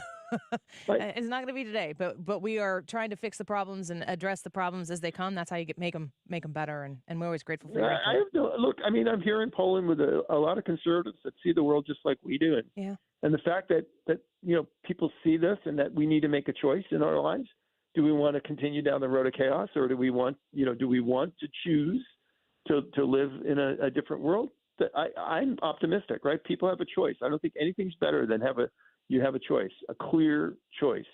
And that's a good reason for optimism. Right. I agree. Not putting your head in the sand doesn't solve anything for sure. And we never have that problem with you. It solves breathing. True, if that's your problem. Jim, thank you. Love talking to you. Travel safely. Senior counselor to the president and E.W. Richardson Fellow for International Engagement at the Heritage Foundation. Jim Carafano, our friend here, and grateful he always gives us his time. From Warsaw, Poland, if not in these statesides. When we come back, we're going to talk to Lou Holtz, which is just a great honor and privilege for me to be able to do that and to bring him to you, which is what it's all about. He has a podcast out, launched the podcast with the America First Policy Institute. It's called The Lou Holtz Show, so please go right now, subscribe to The Lou Holtz Show. And I'm excited to discuss this with him because guess what? It's not about red, blue, Republican, Democrat. It's about doing the right thing. What does that mean to Lou Holtz? He'll tell us on the Annie Fry Show when we come back. This is the Annie Fry Show. Follow Annie on Twitter @Annie Fry Show. Well, I want you to shop at Ruler Foods to save money. That's what we do. We shop at Ruler Foods and we get our groceries for less money. That's the basics of it. They always have special savings for you, but the truth is that everyday shopping at Ruler Foods is going to save on your grocery bill, and that really matters now more than ever.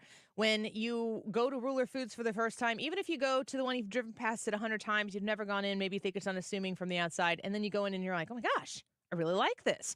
This is a neat place. I want to check this out.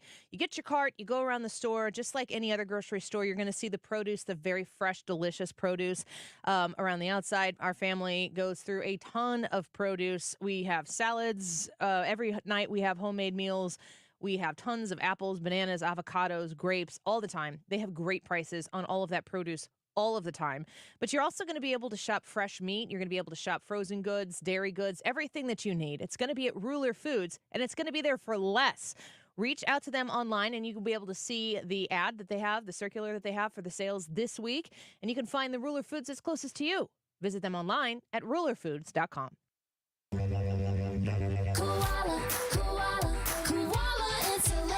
Proper insulation in your home or business can save you money every month. The insulation experts at Koala Insulation of Gateway West in Metro East Illinois deliver efficiency and improved comfort. Big or small, Koala has you covered. Call or text Koala Insulation of Gateway West in Metro East Illinois at 314-756-5661 and find them on Facebook or check out the reviews at koalainsulation.com/gateway-west.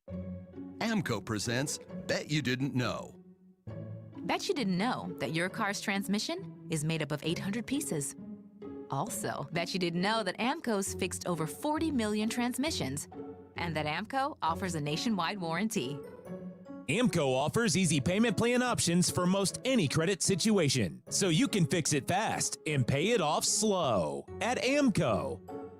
That's AMCO, AA, MCO. When you're approaching retirement, there are a lot of questions to answer. Do you have enough money to fund your income for life? How should you claim Social Security? And what's your plan for health care and long-term care? Hi, I'm Eric Robert, Director of Investments with the ClearPath Wealth Management Group at Stifel and host of On the Money Saturday mornings at 11 on 97.1 FM Talk. Don't leave your retirement to chance. It's crucial to understand and address relevant risks before you retire. Our team can help you get organized, guide you through critical retirement decisions, and create an investment portfolio designed around your needs. To schedule your free retirement plan consultation, go to clearpathinvesting.com. That's clearpathinvesting.com. Or call us at 636-695-2650. That's clearpathinvesting.com or 636-695-2650. Stifel Nicholas and Company Incorporated, member SIPC and NYSE. Are you the decision maker in your company? Consider this. For the first time in decades, there's a better option for a corporate card and spend management platform. Meet Ramp, the only corporate card and spend management system designed to help you spend less money so you can make more. Most corporate credit cards offer points as incentives, but those points amount to less than their worth in real cash value. Ramp's corporate cards offer you cash back, real money in your pocket. Plus, you control who spends what with each vendor. And Ramp's software collects and verifies receipts automatically, which means you'll stop wasteful spending and close your books in hours instead of days. Businesses that use Ramp add up to 5% to their bottom line the first year. If you're a decision maker, adding Ramp could be one of the best decisions you've ever made. And now get $250 when you join Ramp. Just go to ramp.com/free. Ramp.com/free. RAMP.com/free. Cards issued by Sutton Bank and Celtic Bank, members of FDIC. Terms and conditions apply. Getting quality employees to fill positions in your company is essential. But finding those people can be a major hassle, unless you use ZipRecruiter.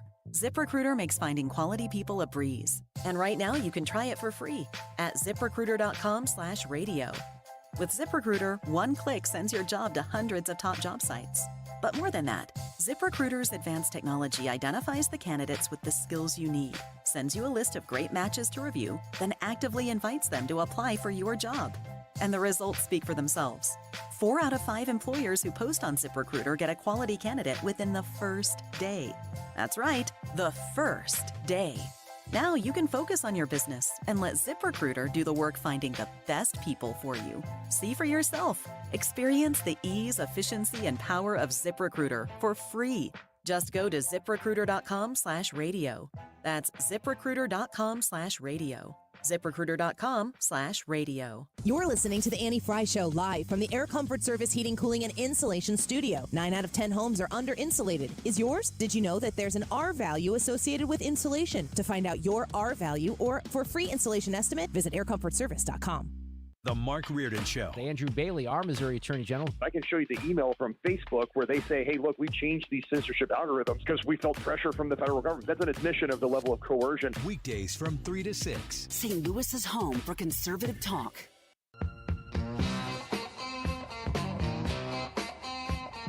This is the Annie Fry Show.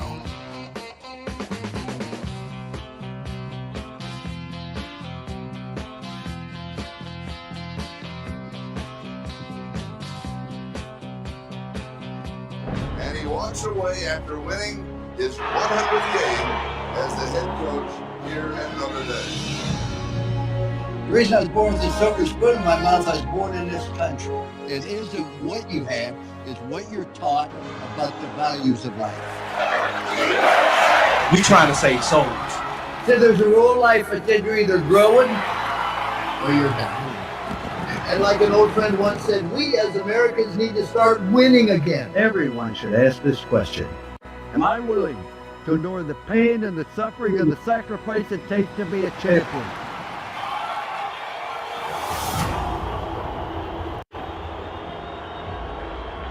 Well, you just heard the promo for the Lou Holtz show, and I have to tell you, I'm ready to run through a brick wall. I just need the coach to tell me in what direction that brick wall is. We are so honored today to be joined by Coach Lou Holtz. He is a chair for the Center for 1776 at America First Policy Institute and host of the very new Lou Holtz Show, a podcast that if you are not subscribing to it right now, then what are you even doing? Coach, welcome to the Annie Fry Show. It's good to have you here. Thank you, Eddie. It's my pleasure to be there. Thank you for having me. Hi, it's such an honor. Just a point of personal pleasure. My husband, hugest Notre Dame fan. He's taken me to Notre Dame football games before, and I understand the history and your importance in the football world. But what I've been able to share with my husband is the value that you bring to the conversation right now surrounding our culture and decisions that especially young people have the opportunity to make in a world that's really pressuring them to choose the wrong path. You've stayed on this, and I think it's really important for people to hear. And I'm wondering if that pursuit is going to be a part of your weekly podcast that people can subscribe to right now. It's the main focus of it, Andy. And, a football team or business goes through 4 stages. Stage number 1, you learn how to be competitive. You learn how to be competitive because you learn to block and tackle. You do the basic fundamentals. Then stage 2, you learn how to win. Learn how to win because you do little things the right way. Everybody does the big thing. Then you go through stage 3. You learn how to handle winning. Once you start winning, everybody forgets what it was like when you're losing. Everybody wants to take credit for it. Everybody wants to stand around and enjoy it. But then you get to stage 4, which is the championship stage. And that's where people take charge of the culture. And the culture of the country has changed dramatically. And I think my personal opinion, we need to get back to the things that we really believe, which was honesty, integrity, hard work, helping one another, those things. Yeah, all those things that you just listed there, Coach, they're all very selfless, non-self-centered things. And society today, culture today, is very self-centered. We're told to be very okay with the way we are. That sets aside any idea of self-improvement, let alone self-sacrifice for the betterment of somebody else or something else. We have a very selfish society. How do you get people motivated to set that selfishness, that self-centeredness aside and start focusing on something outward? Well, it's a very good point you make. But to me, this will change when people are tired of it and say, I've got to make some changes or we're going to go right off the cliff. And that's the reason I got involved with AFCI, is because we have to make some changes. Right? We can't keep going the way we are. It isn't all about everything's about me. The 2 most important days in your life, Andy, one's the day you're born. The other's the day you discover why you're born. When we discover we're born basically to help other people, and you're never going to be anybody again that doesn't need a smile, a kind word, encouragement. We all have problems and difficulties. And because I have a faith in God, doesn't mean I'm not going to have those problems, but it means I'm going to be able to handle them, and I'm going to try to change them. And the old saying I had on my desk, may God give me the courage to change the things I can, the serenity to accept the things I can, and the wisdom to know the difference between the two. And to me, I'm an old man. My birthday candles cost more than cake. I owe it to my grandchildren, my sons and daughters, to do everything I can to make sure I leave them a better country than I inherited. Wow, it's inspiring. We're speaking with Coach Lou Holtz. He has the Lou Holtz Show podcast, which you need to subscribe to. He's also the chair of the Center for 1776 at America First Policy Institute. I have a quote here from you, and it said, the purpose of the podcast is not to promote Republicans, Democrats, white or black. It's just to get people to make good choices. It doesn't sound to me like you're saying Republicans make good choices, Democrats make bad choices. It sounds to me almost like what you're pushing is way more important than any red or blue could divide. I agree. I think too many times we try to put people in different categories and then pit one category against the other. That's not what made this country great. That's not what gives us happiness. And it's just, doesn't matter if you're Republican, Democrat, Independent, white, black, yellow, or in between. It's all about making good choices, wherever we are, good or bad, because of choices we make. You choose to do drugs, drop out of school, join a gang, get tattoos from head to bottom, or choose to get arrested. You're choosing to have difficulty in life, and please stop blaming me for the choices you make. Yeah. So let's just teach people to make good choices. We're speaking with Coach Lou Holtz of the Lou Holtz podcast. I also think, you've listed some things there just now. When we talk about good choices, I think another thing that culture has done right now is it's made it so that we're not allowed to identify anything as a bad choice, because who are we to judge? But culturally, everybody is always judging. So people are out there making their own judgments. And sometimes the loudest voices that are out there aren't really the majority. You've felt comfortable to step out and say, these are good choices you should make. You should invest in that. How do you weigh telling people what good choices are with people who will judge you for saying that you're judging other things as bad choices? That's the results will be in what those choices determine on your future. But, I was raised in East Ohio, town about 25,000, And we had so many strong leaders in that town that cared about the choices you make. And there was a lot of pressure on you to do the right thing. And so I always felt to teach my children, follow 3 rules. You follow 3 rules, you always make good choices. It's not complicated. We're not talking about nuclear physics. We're talking about simple things. Rule number 1, do what's right. You know the difference between right and wrong. I think it's right to be honest, right to be on time. I think it's right to be loyal. I think it's wrong to practice sexism, racism, possibly. Just do what's right. Now, Andy, why is it important to do what's right? It's the only way you can ever build trust. You're a beautiful young lady, and I understand you married a Notre Damer.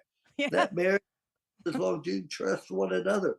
I was married 59 years. Because everything, all relationships must be based on trust. When we have people lie and cheat and steal and to constantly tell lies or to try to twist it in order to gain some kind of a, that's wrong. That's wrong. That's not the right thing to do. Rule number 2, do everything the best of your ability. Not everybody be an A student. Not everybody be all-American. But everybody can be the best they're capable of being. That's all we want you to do. Do everything best of your ability. And let's demand the same thing of our students. Let's demand they be the best they can be. Not A student, but let's be the best we can be. Rule number 3, show people you care. You're never going to meet anybody again that need a smile, kind word, encouragement, and care about people. If you build love in a marriage, in a family, in a business, or on a team, it can't be beat. You've coached, you've spent a lot of time coaching and a lot of time around student athletes. Are those rules timeless? Is that the same thing that you were implementing when you were coaching these kids that you're also advising now through your podcast? Do you think they stand the test of time? Well, I've been teaching them for 45 years and I've never needed a 4th rule.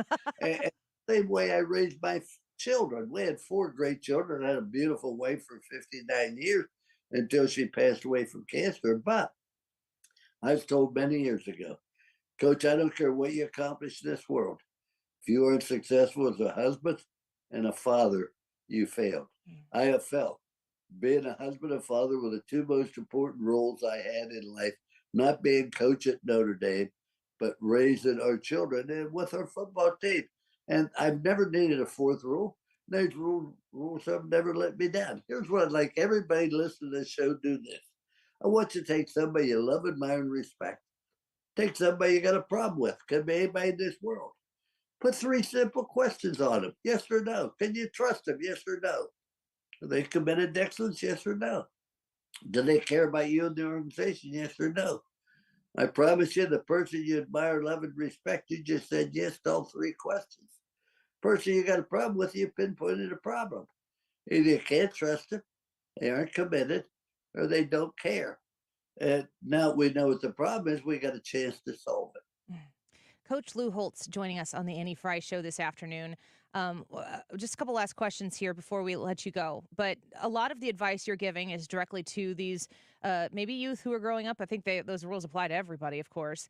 But what do you say to people who are parents? I have 4 kids myself, the oldest one, a 14-year-old son. Then I've got 3 girls after that. But parenting in today's culture is very hard because I'm often pushing back against what the whole world is suggesting to do otherwise. That maybe always been the case. What is your encouragement for parents to help guide their children to abide by these rules and working hard to do the right thing? Well, I think number 1, and I try to simplify life, let's understand that as a parent, you're the leader of that family. You're the leader of the children. The biggest mistake that leaders make, I find, they want to be well-liked. They want to be popular. So they lower the standard to keep people happy. You don't help anybody by lowering the standard. You have high standards. You say, I'm going to show you how to reach these standards. Follow these 3 rules and you'll reach those 3 standards. And your obligation as a parent is to make sure those children know that you believe in them, you care about them, and you're there for them. But it's all based on trust. If you can't trust your child, they can't trust you because you misled them. No, you don't have a chance. That's probably with this country today. I pick up the paper and I read one thing and another paragraph. How in the world do I know who to trust? Yeah. Coach Lou Holtz, one final question before we let you go. I have to think, if you started this podcast, the Lou Holtz Show, with the America First Policy Institute, and you're focusing on culture, not politics, then you must think it's worth it to invest this time in having these discussions. What is your hope and expectation for the country, maybe within the next year, but in the coming years, and the direction that they might be taking? The people will look and say, the culture of this country is not what I understood it to be, and not what I inherited, and not what made this country great. We're going to be able to trust one another. We're going to be honest with one another. Like, we're going to do everything the best of our ability. Too many times, we don't have any grades because we'll make this guy feel bad. You talk to anybody that employs a young child today, the problem they have, that child's never had any disappointment, never had any frustration. Everything's been great. Everybody got a trophy. There are no grades. No, that's nonsense. You learn to handle frustration and disappointment. You learn to pick yourself up off the ground and continue to pursue on and march on. That's all part of life. Get knocked down. But it's not a sin to get knocked down. It's a sin to stay down. And that's a decision you make yourself. Coach Lou Holtz, such a pleasure to have you on the show today, and a bright spot in a news cycle that isn't always uplifting. Thank you for being on here with us, and we'll subscribe and we'll listen to those weekly episodes of the Lou Holtz Show. Thank you so much, Coach, for being with us today. Thank you for having me. Congratulations on your success, and tell your husband, go Notre Dame. You just made his life. I appreciate it so much, Coach. Thank you so much. Wow, what an honor to speak with Coach Lou Holtz today on the Annie Fry Show. And I'm so grateful that he started this podcast, because that was my in. And I expect you, if you are a podcast subscriber, for me, please just subscribe to it. It's a weekly thing. You will be enriched and refreshed. And I got to take a break. I got to go call my husband. Tell him Lou Holtz just talked to him. I mean, Brad, you know Jared, and you know his passion for Notre Dame. Oh, my God. He's actually kind of pulled you in a little bit to the Notre well, a Dame little thing. bit. Well, I needed a college football team to root for, and I was like, why not Notre Dame? I mean, it's got a history. I remember the Golden Helmets and Rudy and Touchdown Jesus and all that. Yes, a storied program, and nobody likes Ohio State, so let's go Notre Dame. Yeah. All right. That was wonderful. Such an honor. Go subscribe to his podcast, please. You can unsubscribe to my podcast and subscribe to his. I implore you. We have a podcast too. Let's take a quick break. I'm going to go sit down for a minute and take a deep breath, and we'll be back. Wiggins back in studio here in just a minute. Don't go away.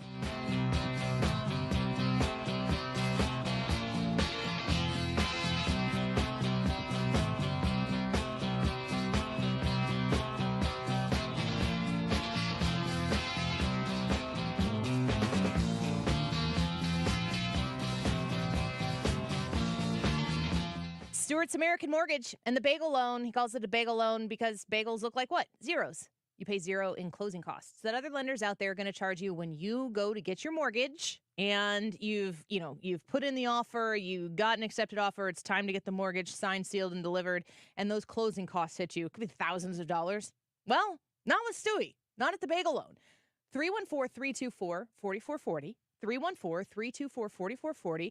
I am a two-time customer myself of the bagel loan with a refinance on my home. Now, I wanted to get my mortgage rate even lower. I was listening to when he was telling me about, of course, I knew about the bagel loan, and I had been talking to you about it, and this is years ago, but I was thinking to myself, gosh, rates kept coming down and down. Why would I not secure myself this lower rate for the length of my loan? It just made sense to me.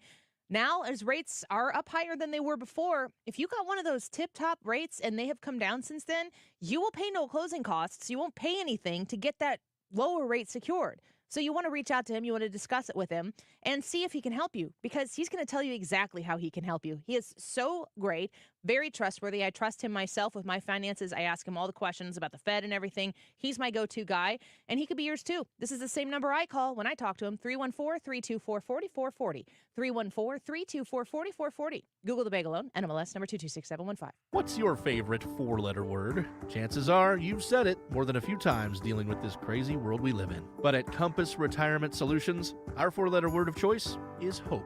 Hope for a better tomorrow, and hope that your retirement plans don't take a back seat. You've watched inflation soar, and maybe your retirement future feels a little uncertain right now. But all hope is not lost. Find out exactly how much risk you're still taking with your investments. Find out how you may be able to save big on taxes. And find out how having a written retirement plan just might give you the hope you've been looking for. Call today to set up a meeting. 314-373-1598. That's 314-373-1598. Compass Retirement Solutions. 314-373-1598. Firm offers insurance services but does not provide tax advice. Investments and services offered through Compass Retirement Group, a registered investment advisory firm in Missouri and Illinois. Investing involves risk, including the potential loss of principal. Imagine having all the money you need for retirement, all the income, every month, guaranteed. That's Secure Future Investor, an indexed annuity tied to growth in the stock market, but without any risk of loss ever. It's guaranteed money for life income, no matter how long you live. Call 888-509-2228. 888-509-2228. Sponsored by GP Agency, Inc., Raleigh, North Carolina. Licensed in all states. Performance may vary. Consult with your financial professional before making an investment decision. Are you the parent of a 2 to 7-year-old? Listen closely for an exciting free radio offer. By now, you've probably heard of ABC Mouse, the Parents' Choice Award-winning online learning program that's actually changing the lives of early learners everywhere. ABC Mouse is like a little one-on-one teacher. It has helped her so much. Right now, we're offering a special radio promo to try it free for a month, but you have to go to abcmouse.com/radio to claim your free month. That's abcmouse.com/radio. Sponsored by Age of Learning. For Madison County Chairman. I'm Jeff Connor, and I support Chris Slusser for Madison County Chairman. I'm David Michael, and I support Chris Slusser for Madison County Chairman. My name is Linda Andreas, and I support Chris Slusser for Madison County Chairman. I am Chris Slusser, and I'm running for Madison County Chairman to focus on cutting real estate taxes, restoring ethical leadership to the office of Madison County Chairman, and expanding economic development in Madison County. And I'm asking for your vote on the March 19th Republican primary. Paid for by Citizens for Chris Slusser. Gain peace of mind that your flooring and carpet installation will be done right the first time when you hire the experts at Michael's Flooring Outlet. They give all their clients attentive personal service, even bring toys for the kids of the household. It's a family-owned and operated business for 25-plus years. They make sure you make the right choice for your home. So if you have carpets or hard floors, you're going to be happy for years to come. 3 convenient locations in St. Charles County, 116 Main Street, in Old Town St. Peters at Mid-Rivers and Highway 70, in West County on Olive, and the store in Darden Prairie. Michael's Flooring Outlet, IGotFloor.com. Hey, it's Mark Reardon. If you're nearing retirement or already retired, call my friends Thomas Helbig and Bob Kershaw with the Retirement Advisory Group. They'll show you how linking to the market is much safer than owning the market for your retirement savings. They're the official financial advisors of my show. Go to retirementkey.com. You've been listening to the very popular Wellness One for many years, Saturdays and Sundays on 97.1 FM Talk. We're happy to share that we've expanded the show to 4 times a week. Yes, 4 times every weekend. Saturday at 10 a.m., Saturday at 8 p.m., Sunday at 9 a.m., and Sunday at 2 p.m. It's the same great show designed to cut through the nonsense and provide you a common sense, science-based strategy for a healthy life. So join TJ and Aaron for Wellness One. Now 4 times a week on 97.1 FM Talk. Hey, what's up, Notre Dame fans? We've got a poll for you today. It happens to be, if Trump wins, should he pardon the J6ERS? Completely unrelated. Yeah, has nothing to do with the previous interview. No. But it is the poll of the day, and this won't make it to the podcast anyway, because this is just like a little aside thing that we do, because it's a time check. So let us know what you think about that question. The answers are yes, some he should pardon, yes, all he should pardon, or no, he should not. It's the Annie Fry YouTube live chat poll 148. This time check is sponsored by Jerry Kelly Heating and Air Conditioning. It's time for a $98 furnace tune-up. The Reardon Fish Fry Fridays conclude this week in Oakville. Join me and the crew at Queen of All Saints Church. We're broadcasting live from 3 to 6 p.m. Details at 971talk.com/events. It's Fish Fry Fridays on The Mark Reardon Show. Hope to see you in Oakville.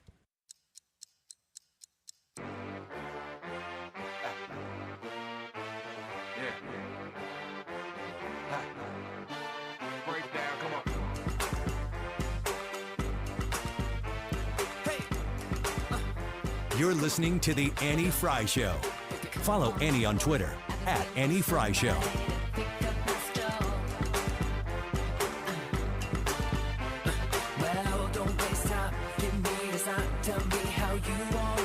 I just got to say, if I'm going to get Coach Lou Holtz on this show 2 days after St. Patrick's Day, what a win.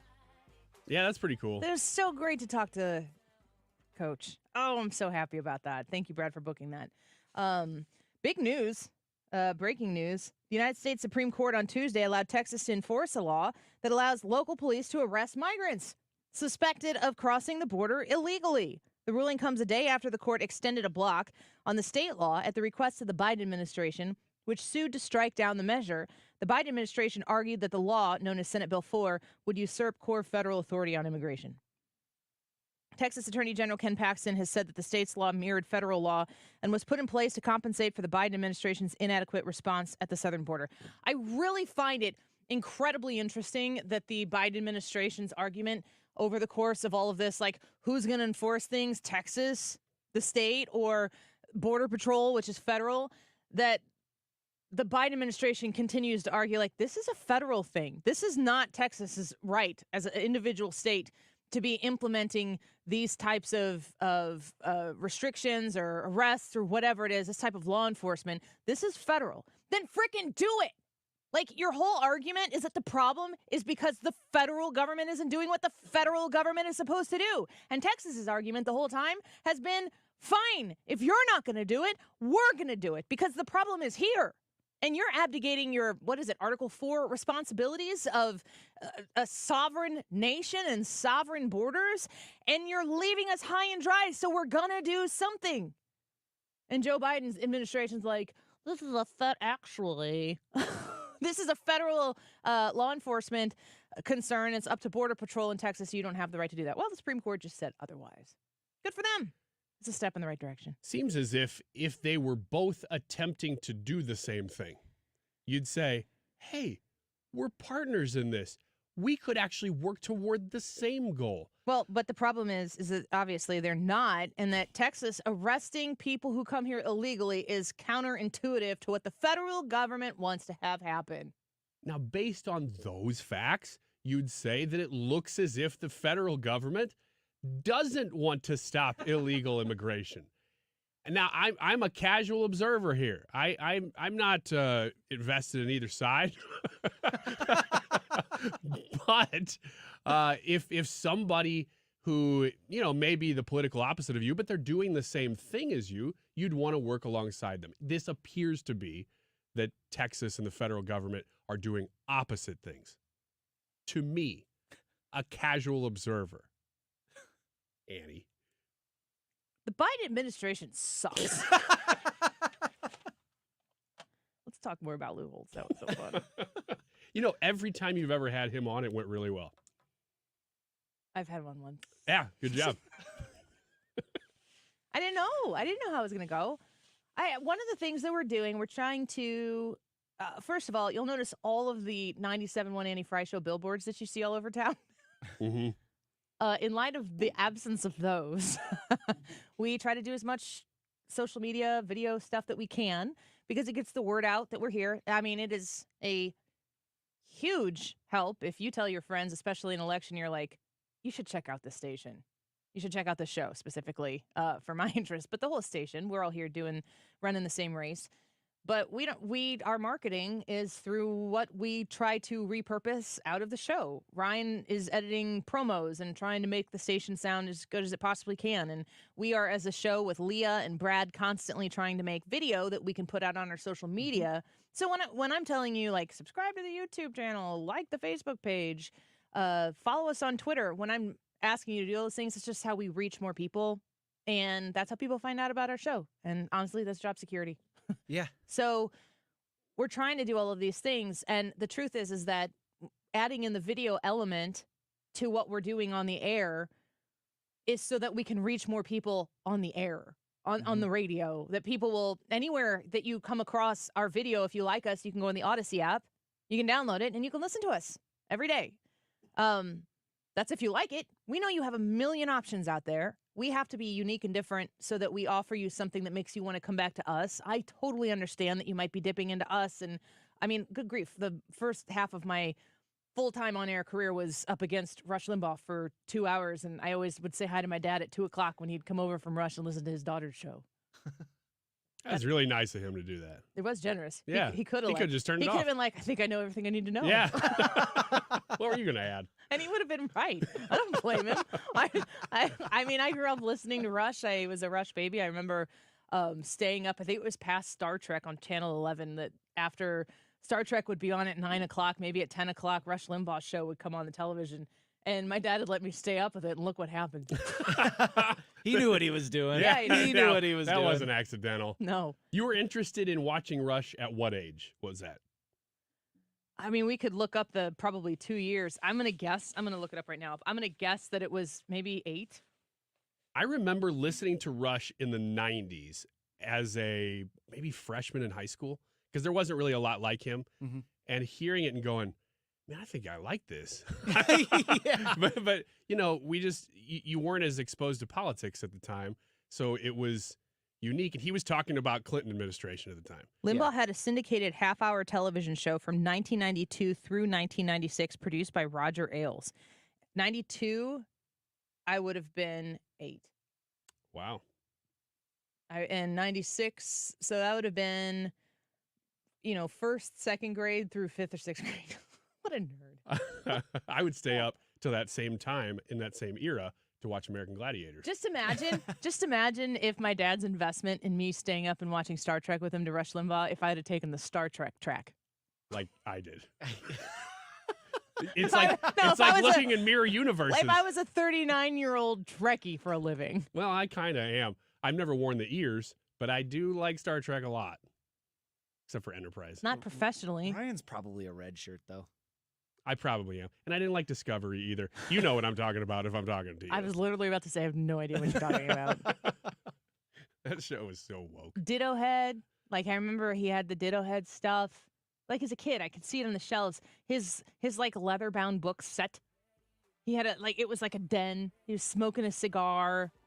And I'm like, I think I remember that, too. This is my jam. Get the Star Trek stuff out of here. We need to learn some things. That was Next Generation. Thanks, right? Dad. Yeah.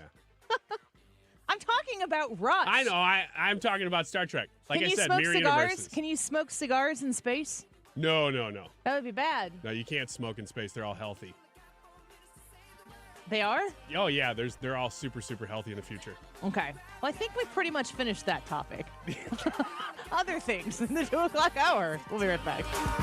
Diabetes, high blood pressure, anxiety meds, everyone's on them. If you're a 50-year-old male, maybe a bit porky, and you may even have type 2 diabetes, $1 million of term insurance may only cost you about $200 a month. Call Term Provider. Speak with Big Lou at 800-700-6898. Big Lou will find a term life policy for you even if you have type 2 diabetes, are overweight, or have high blood pressure. Term Provider has helped thousands of people like you who think they can't afford term life insurance. To buy $1 million of affordable term life for you, all you need to do is call Big Lou at 800-700-6898. Lou will make sure the scales are tipped in your favor. Call 800-700-6898. Big Lou will answer your call and work to fit you into a term life policy that you can afford. Remember, Big Lou's like you. He's on meds too. Call 800-700-6898. 800-700-6898 or biglou.com. Looks like it costs a fortune. Actually, at Bob's, the Playscape 2-piece sectional is just $9.99. Looks like it was crafted by a master carpenter. Gorgeous, right? Bob's genuine marble elm dining set comes with 6 chairs or 4 chairs and a storage bench for just $9.99. Looks like a unicorn cried happy tears all over it.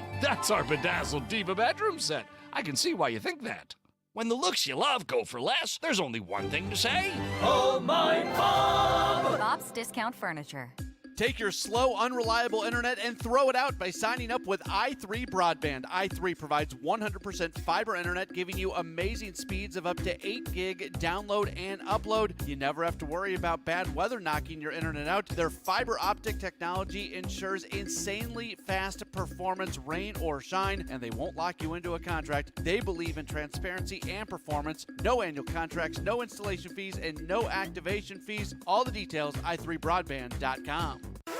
KFTK FM Florissant. From the Under Law Injury Lawyers, GetJim.com studio. 97.1 FM Talk. Always live on the free Odyssey app.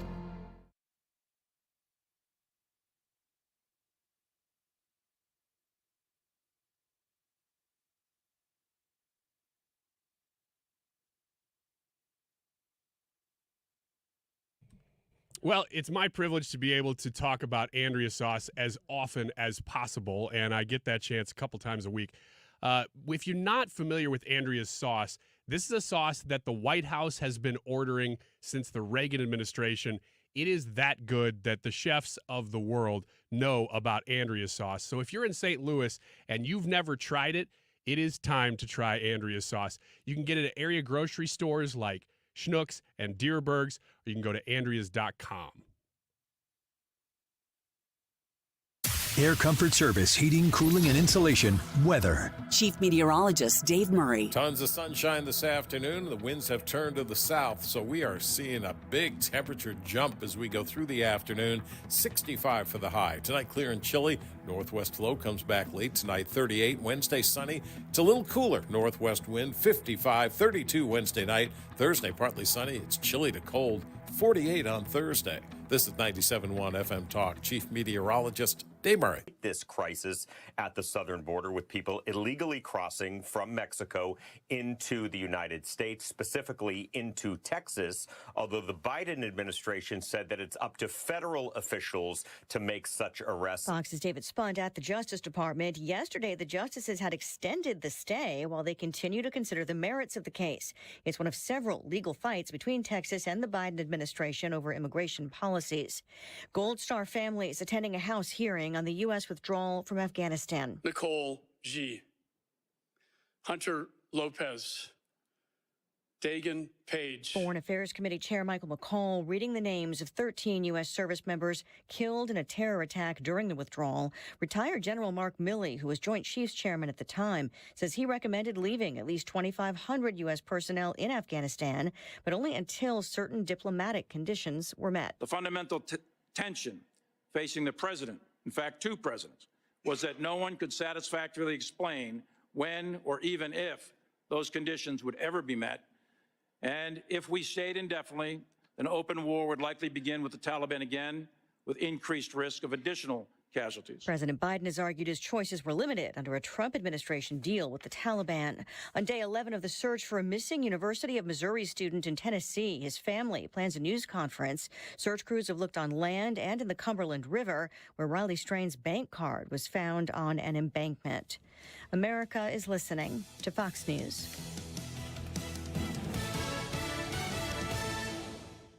Tax Talk with Straight Talk. You give and you give. This tax season, you get with Straight Talk Wireless. You get a reliable 5G network and unlimited data and a new Samsung Galaxy A15 for just $99. So you can give your janky phone to your kid. Yeah! Good talk. Switch to Straight Talk for plans starting as low as $25 a line per month for 4 lines. Find us at Walmart and StraightTalk.com. For network management practices, visit StraightTalk.com. Device offer ends 4/14/24. In-store activation on single Silver Unlimited plan or higher required. Family plan discount with 4 lines all on the Silver Unlimited plan. Taxes and fees apply. Do you find yourself stuck in a timeshare? Get the real facts about the timeshare industry and your options for cancellation. Chuck McDowell, founder of Wesley Financial Group, has put together a free information guide that reveals the secrets the timeshare industry doesn't want you to know, including the 5 ways to get rid of your timeshare. Call now and get this timeshare information guide absolutely free. Call 800-919-3200. That's 800-919-3200. 800-919-3200. Air Comfort Service, heating, cooling, and insulation, weather. Chief Meteorologist Dave Murray. Tons of sunshine this afternoon. The winds have turned to the south, so we are seeing a big temperature jump as we go through the afternoon. 65 for the high. Tonight, clear and chilly. Northwest low comes back late tonight, 38. Wednesday, sunny. It's a little cooler. Northwest wind, 55. 32 Wednesday night. Thursday, partly sunny. It's chilly to cold. 48 on Thursday. This is 97.1 FM Talk. Chief Meteorologist Dave Murray. Michael's Flooring Outlet is online at igotfloored.com. Are you shopping for flooring? Are you looking for some beautiful new hardwood or a hardwood-like surface to put in your home? How about the Revwood Select and Plus line? They offer you a 10-year waterproof warranty and a lifetime all-pet warranty. These are the right words when you're talking about hardwood in your house and you got pets or kids or clumsy spouses. My husband doesn't have that, not at all. When you are looking for the right product for your home, you go to Michael's Flooring Outlet, and they'll walk you through the process of options that you have. They'll help guide you so that you can make a decision about the flooring that you're going to install in your home, that you're going to invest in with your hard-earned dollar, so that you feel comfortable about it and confident about it. And then when you get that new flooring put in your home, you're going to be wanting to tell everybody about how Michael's Flooring Outlet got you through that process and that you'd use them again. That's the experience that I hear from tons of people. You can check the Google reviews out as well. You can learn more online at igotfloored.com. The IRS definitely ramped up operations since the pandemic slowed them down, and activity only increases from here. Hi, this is Lance Story with the Lance Story Law Firm. If you're currently under audit or you haven't paid your taxes in the past, now's the time to call the Lance Story Law Firm. The IRS has a published Taxpayer Bill of Rights, which says you have the right to retain legal representation. Because IRS problems are legal problems, and the Lance Story Law Firm focuses specifically on addressing IRS issues for our clients. It's all we do. We get out in front of the IRS, devise the best resolution plan, and work to make sure you're able to take advantage of every program you're qualified to receive. So before you send money to some out-of-town, high-pressure company, call the Lance Story Law Firm. We're local, located right here in St. Louis, or visit LanceDRURYLaw.com to schedule your free consultation with your local tax resolution law firm, the Lance Story Law Firm, 314-260-6120. The choice of a lawyer is an important decision and should not be based solely upon advertisements. I'm Jim Brennan with McKelvey Homes. Come check out our new LaSalle display and our final phase of Inverness at Bryan and Feisey Road in Dardenne Prairie. We will build to order or select from one of our designer market homes ready to move in at substantial savings, including our luxurious former display home. This professionally decorated ranch is loaded with features and has over $100,000 in savings. Plus, get special financing starting in the 4s. Hurry to take advantage of these deals. Visit McKelveyHomes.com today. Why are people saying "Hugh yeah" to Jackson Hewitt? When you switch to Jackson Hewitt, they will beat what you paid last year on tax prep, even if you filed online. Proof of prior year payment required when filing. New clients only at participating locations through April 7th. Terms at jacksonhewitt.com. The Reardon Fish Fry Fridays conclude this week in Oakville. Join me and the crew at Queen of All Saints Church. We're broadcasting live from 3 to 6 p.m. Details at 971talk.com/events. It's Fish Fry Fridays on The Mark Reardon Show. Hope to see you in Oakville.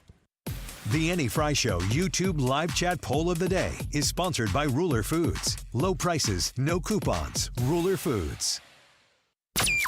That is exactly what I needed to hear. Thank God someone here knows what they're talking about. That's us. That's right. Gotta love this American ride. All right, you need to take the time and get the full picture.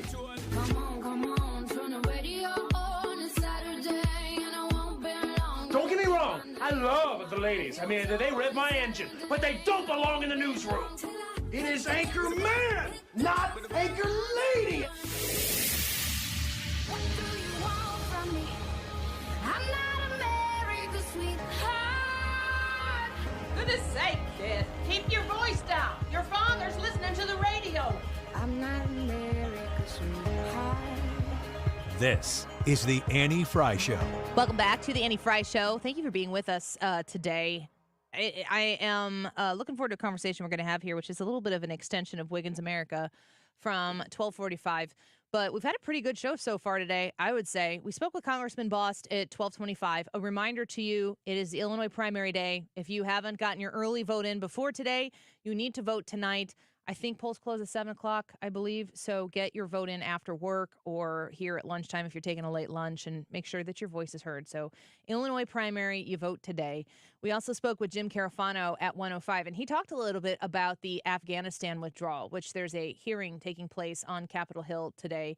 And, General Mark Milley said he didn't support it. And when we were talking to, I think it was Mike Bost was saying earlier in the show, like if you're surrounded by these people and you say you shouldn't do this, you shouldn't do this, you shouldn't do this, and the president says, no, you need to do it, then he said you need to find another general. You need that Milley or whomever should say to the president, you're going to have to find somebody else, and you have to resign because you don't want to have what ended up happening in Afghanistan. Of course, Jared Schmitz of St. Louis here, one of the 13 that lost their lives in that disastrous withdrawal, which at the end of the day, you have to ask yourself, what did we get out of that?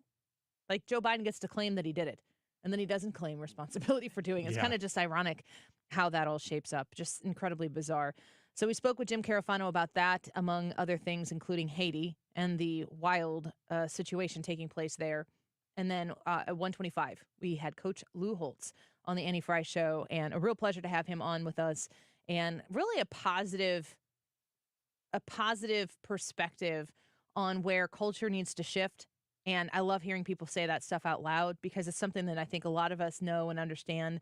But we've been really pushed into a place where we don't talk about things because you don't want to upset people. It's really out of an intentionally kind place in your heart to not say things that you think might upset people. But so many people have not said those things to not upset people that the inch that was given, miles have been taken.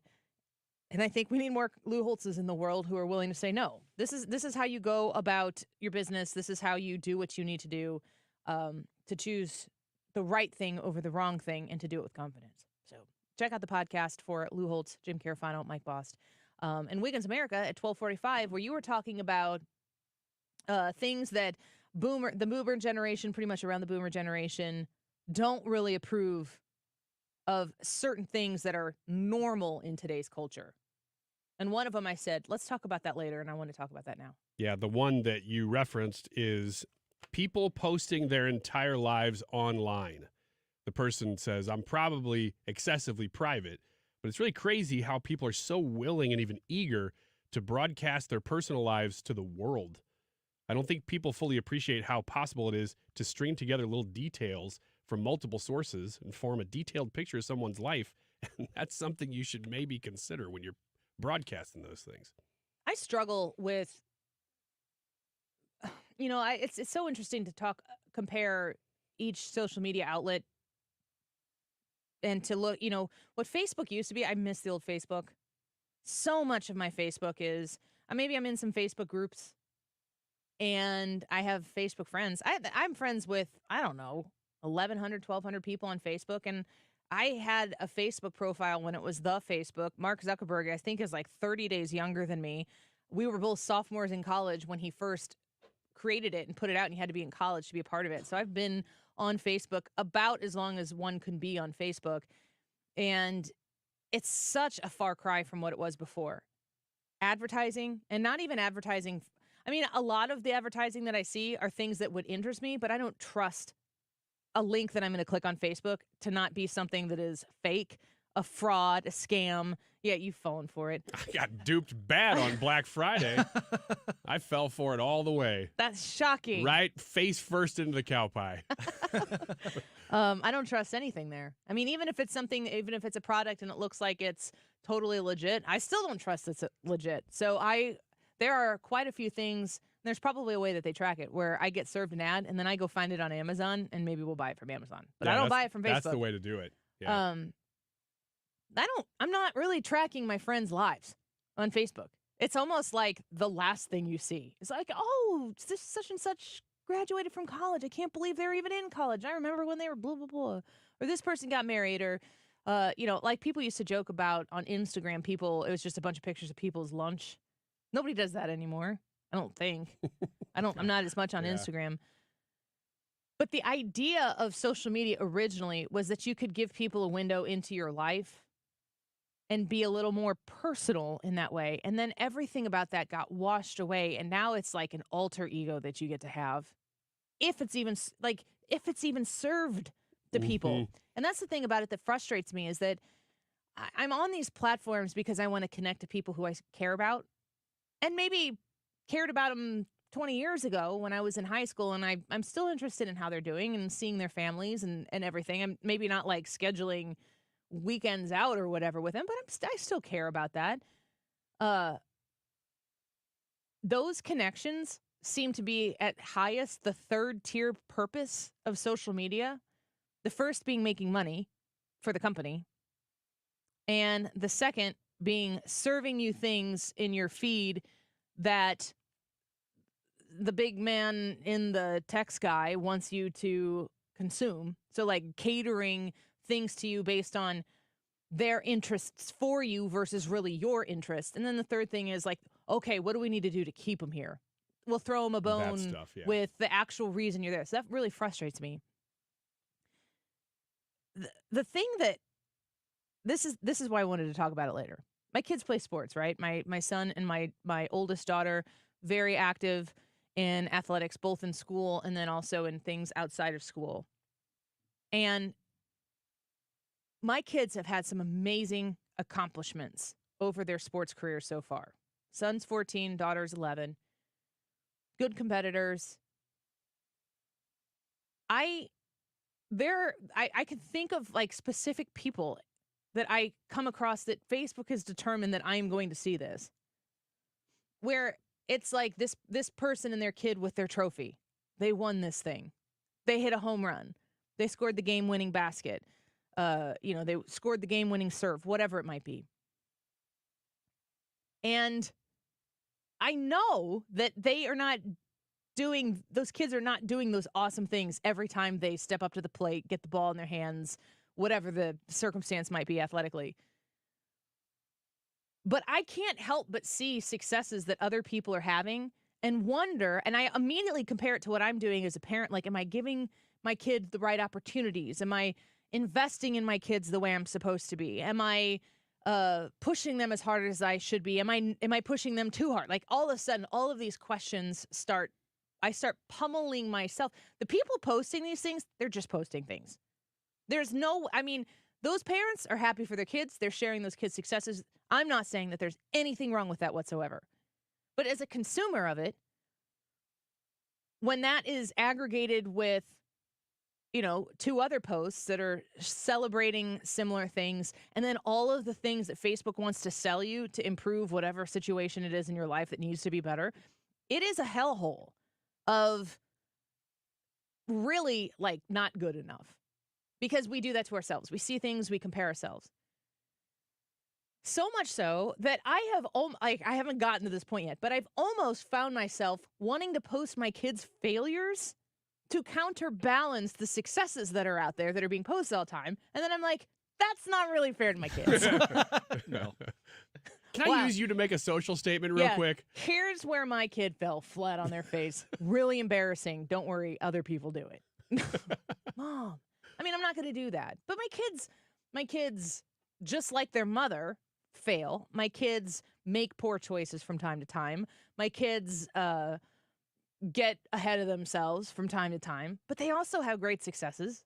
My daughter has made a game-winning shot with 3 seconds to go at the top of the key to win the game over a team that was completely a year older than them. And it was a huge deal. And I don't think I posted anything about it because I was like ashamed of myself for wanting to put that in somebody else's face. Ah, that's a shame. Well, it kind of is, but at the same time, it's like, what in my life is for other people?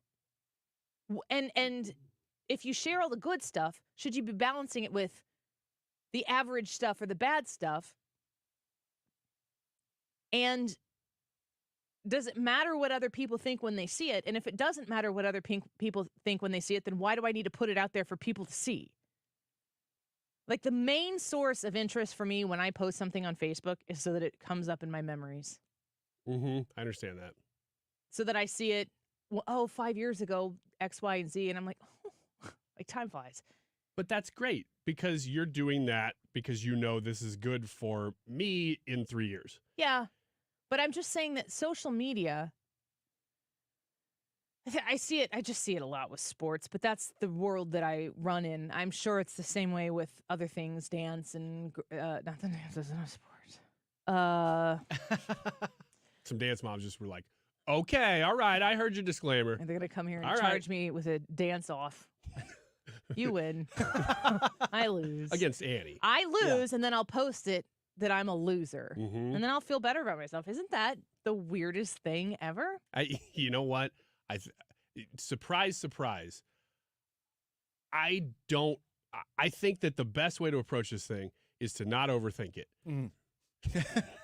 Surprise, surprise, I'm saying don't overthink it. Yeah, but this is wisdom from Wiggins right here. Go on. I think so because this is something that you can use it as the tool it was meant to be, which is just, like you said, post it online for yourself in a couple years. That's not what it was meant to be. I do the same thing. That's not what it's meant to be, though. It's a highlight reel.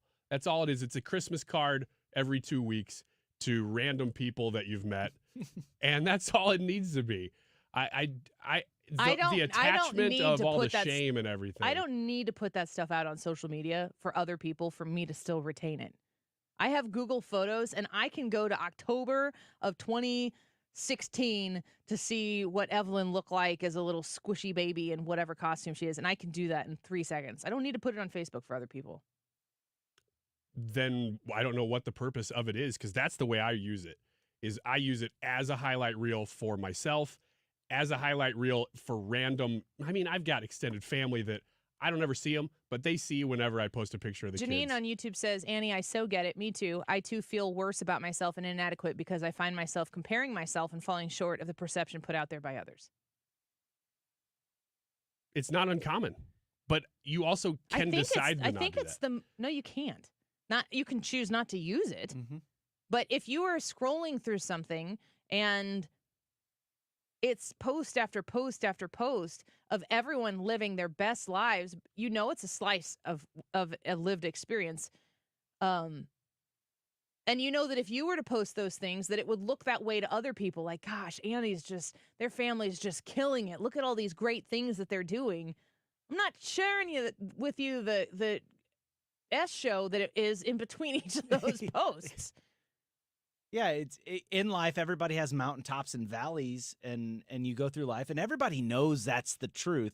But what gets posted on social media, and I don't think this is like intentional in a way that I want to put up this false persona of what my life actually is. But like to me, I was just sitting here thinking about like, what do I post on social media that was exciting to me? That would fall into this category. And it's things that have made me excited or happy or proud. And it's just like when something cool like that happens in your life or in your kid's life, you want to share that because that's just kind of your natural inclination to it. But what you end up with on a social media timeline is just the mountaintops.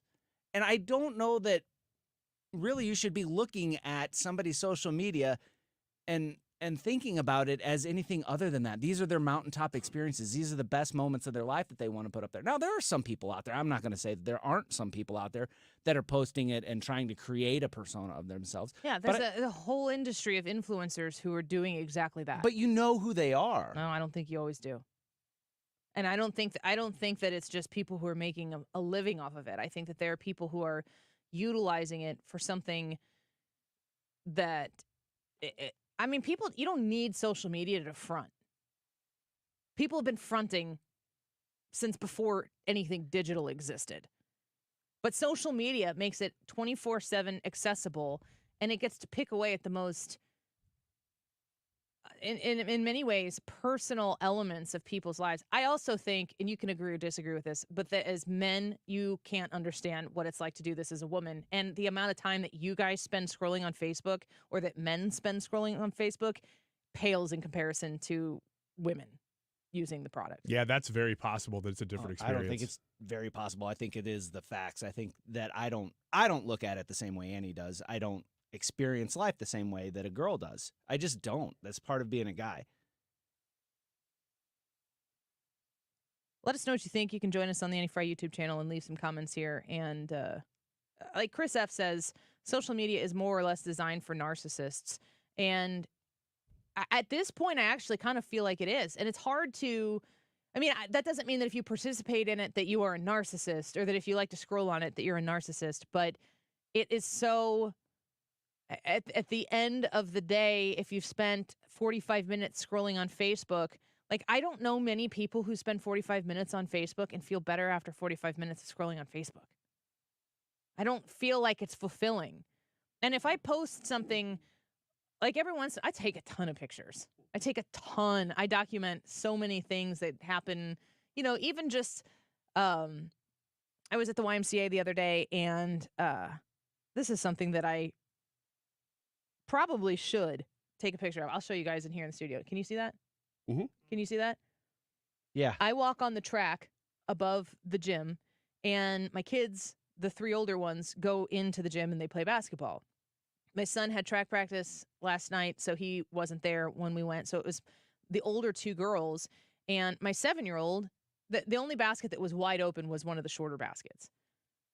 So my 11-year-old was down there teaching my 7-year-old, like, this is how you shoot, because the basket was lower. She loves to do that. And it was just absolutely adorable to see them down there helping each other in that type of way.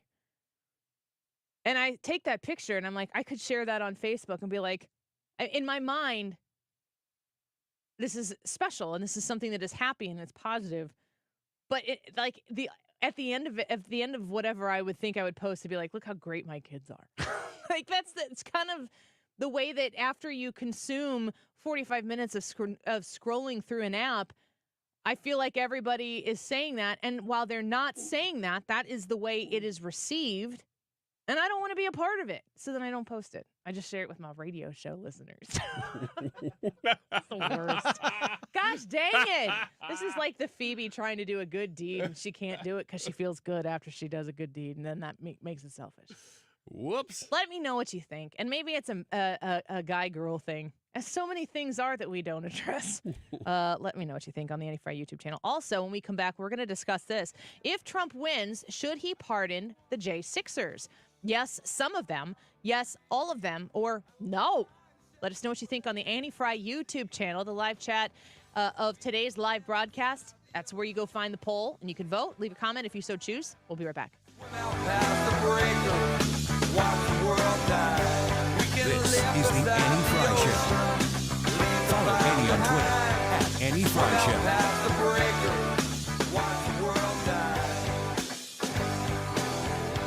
The Retirement Advisory Group is hosting yet again their Protecting Retirement educational event, and you need to come. I need to see you. It's free, and it is March 26th, so that's a week from today at the Frontenac Hilton. The event starts at 6:30 p.m. I get there 30 minutes earlier so I can meet you guys. So come early so I can say hi and so we can get to know each other a little bit. Mark Cox and Mark Reardon will be there as well.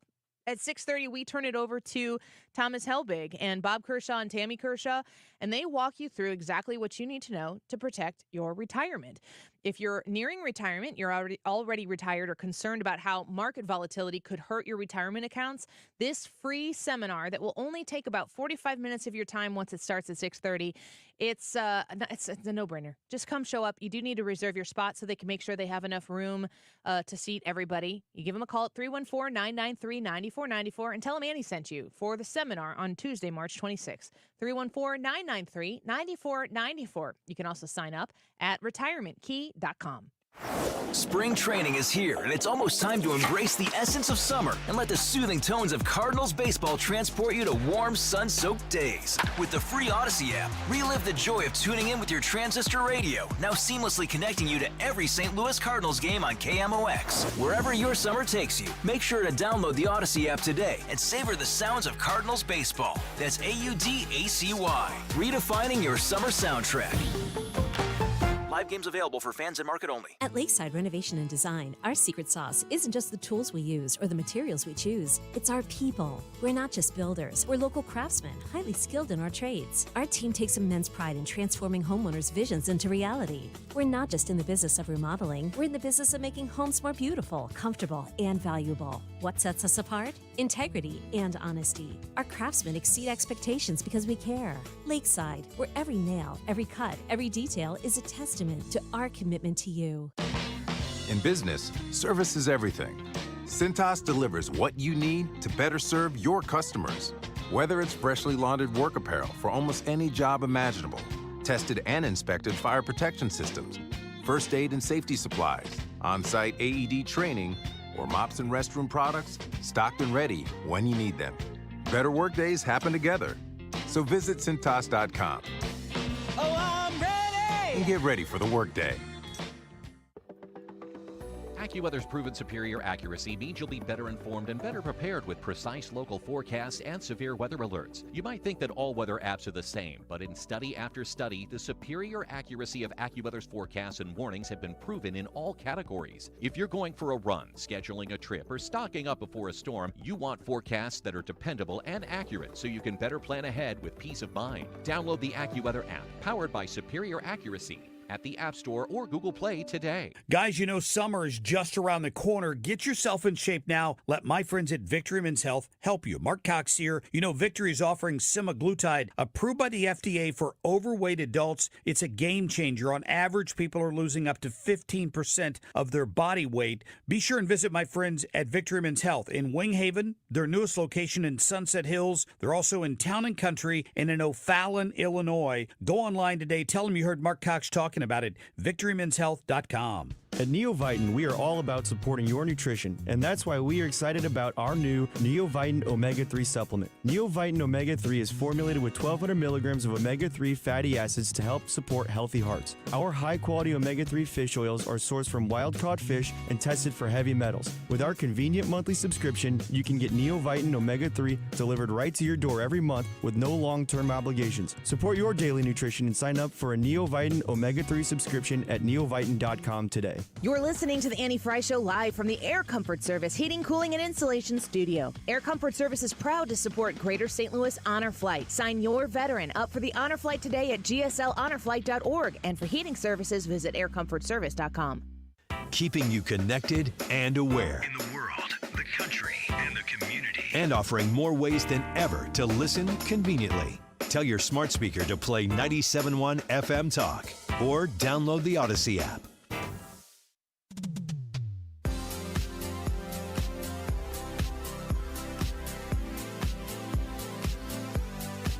You're listening to The Annie Fry Show. Interact with Annie on Facebook. The Annie Fry Show.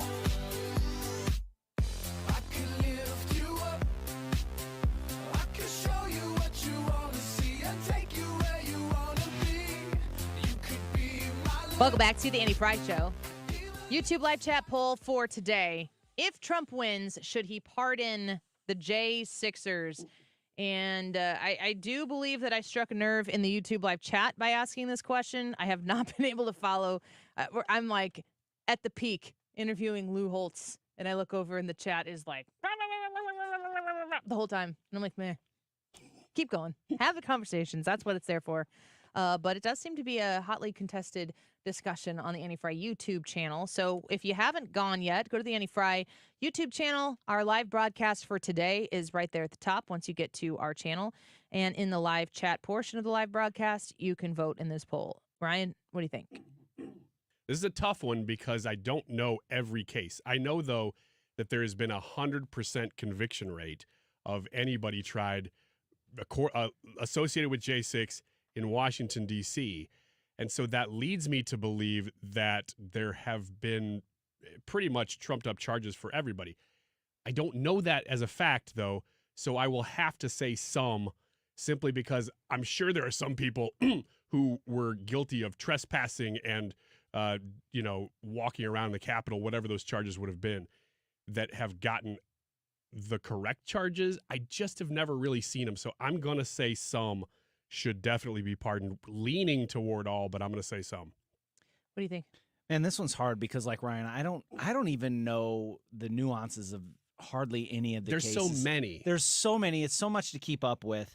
So I'm of the mindset that if it's some, it should just be the ones that were convicted of trespassing or whatever, the lower level charges. I know there are some people out there that did some pretty horrendous things, and I think that they should be in jail and serving their time. The other thing is, too, I think that there should be commuted sentences for the people that spent a long time in solitary confinement or being imprisoned before their trial even came to trial. I think that they should get time served, so you commute their sentence for whatever it was that they were in prison before they actually had their trial. Because I believe you are entitled to you have the right to a speedy trial. Yeah, absolutely. So that would be my answer. Do you feel like the people who are in charge of levying these charges are doing so in a fair and equitable justice system? No, not at all. No, I think that they have a vendetta. Do you feel like, in your own experience of watching tapes that have been released, I would like to see more, Speaker Johnson, once you come back on the show. Brad, Lou Holtz is out of the See way. what I can do. Get the Speaker of the House back on. Let me get right on that. And then we'll Get the ask speaker back on. Donald Trump when he comes on about his pledge to pardon the J6ERS. Still working on that too. Yeah. I have seen people be let into the Capitol. Mm-hmm. I have seen, like Josh Hawley specifically, maybe, was it Ted Cruz, questioning people in the Justice Department about, did you have people? Mm-hmm. Did you have anybody out there? Was there anybody involved? And they won't answer the question. Right. Seems like it's an easy answer, unless it's really complicated. Does it matter when you say yes to, I don't know, is your answer yes, some? Yes, it's yes. Yeah, some. that's mine. Do you feel, like, what pieces of the puzzle do you feel like you're missing that would make you go, no, these people broke the law and they should serve their time? Maybe we could discuss, like, the sentencing. Maybe we could discuss the length of the term where they need to go, do their penance and sit in jail for a certain amount of time. But they should be charged. They should be convicted. They should pay the price. What pieces of this puzzle do you guys feel like are missing for you to feel confident that the justice system is hard at work at play here? Yeah, I need to know more about each individual case because they are different, and the sentencing is what the question is. Because in a lot of cases, I just interviewed a guy this weekend in prison. They're not getting trials. That's the problem, and it makes you know that it's a political game because they're not giving these people trials. And that's a big piece that we're missing, is to know that everybody is being treated equally, is being treated with speed according to the Constitution, that they're supposed to have a speedy trial. I've never seen, here's the problem. I've never seen anybody who has been sentenced fairly, but that doesn't mean those people don't exist. So I just don't know. They're not going to make the headlines, excuse me. They're not going to make the headlines if somebody trespassed and they were charged with trespassing. It's just not, nobody's going to talk about that. So if those people exist, that's why I say, fine. I mean, I don't know, you need to pardon those people. That's why I say some. But if there are none of those people, if every single person, and this is very possible, has had charges upon charges upon charges, we know that a lot of them have. I just don't know if all of them have. But if they all have, then all of them should be pardoned. If they have ratcheted up all of these charges that you would never do in any other instance because they were there January 6th.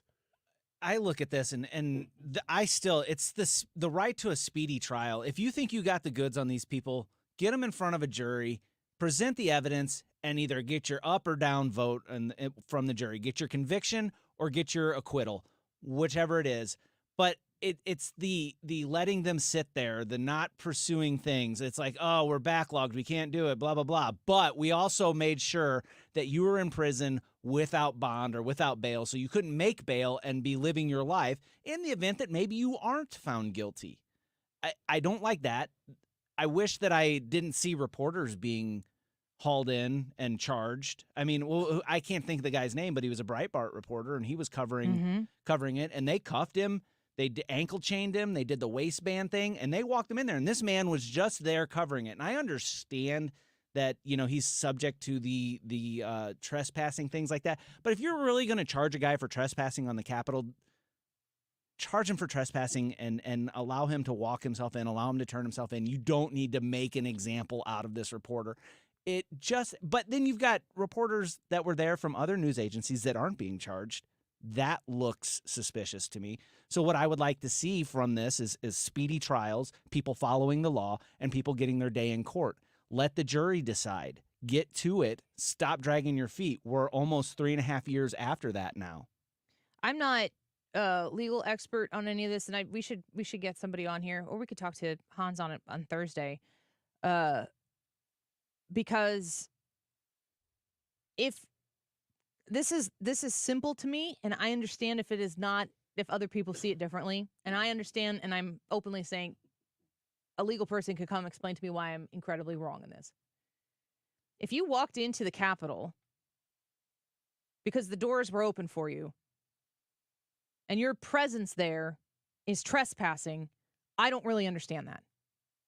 I don't really understand how a public place like that, with the doors opened and you walk in, that you could be charged with trespassing.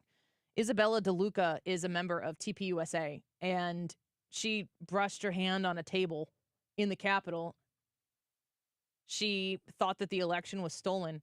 I'm here to tell you, folks, it is not a sin. It is not against the law to think that the election was stolen. You're not supposed to say that out loud. I'm not supposed to tell you that it's okay to think that the election was stolen, because it's also okay to think that the sky is green. And you can stand on a street corner in the United States of America and be like, the sky is green. You can do that, and you can say that. People will judge you for saying that. People will look up at the sky, and then they'll look at you, and then they'll look up at the sky, and they'll look at you, and then you can yell, the sky is green. You're not going to get arrested for that.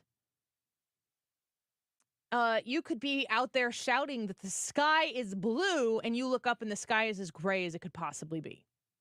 So there might be some element of truth that the sky is blue, but when you look at it, it's actually not blue. It's gray, and there is an explanation for why it's gray and blue at the same time.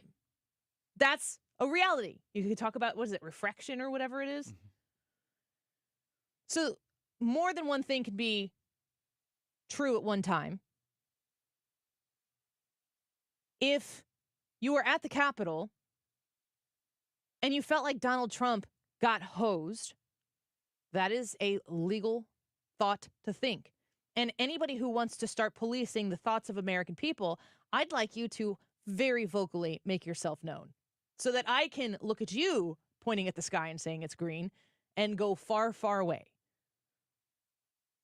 When you see actual video of people being let into the Capitol and they are casually strolling around in the Capitol building, and our focus right now in this country is to imprison those people while the Biden administration looks to streamline the process of illegal people. You want to talk about illegal people? It's not the people who went to the Capitol on January 6th. It's the people who are coming across the border because this administration is inviting them in. For what purpose?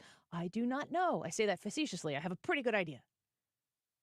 But that would be me saying that the sky is gray while you're saying the sky is blue, and there are circumstances that make both of those true and both of those wrong at the same time.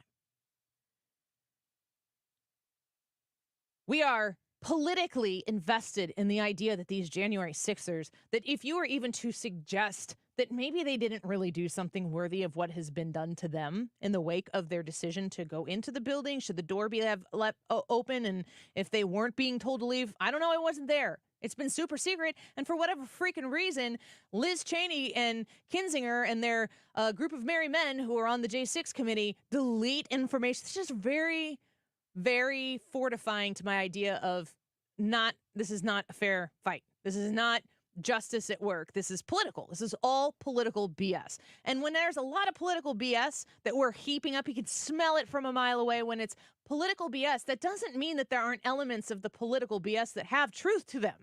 You just aren't using them in a mechanism that is to get to the ultimate truth that doesn't matter what side of the aisle you're on. Truth is truth.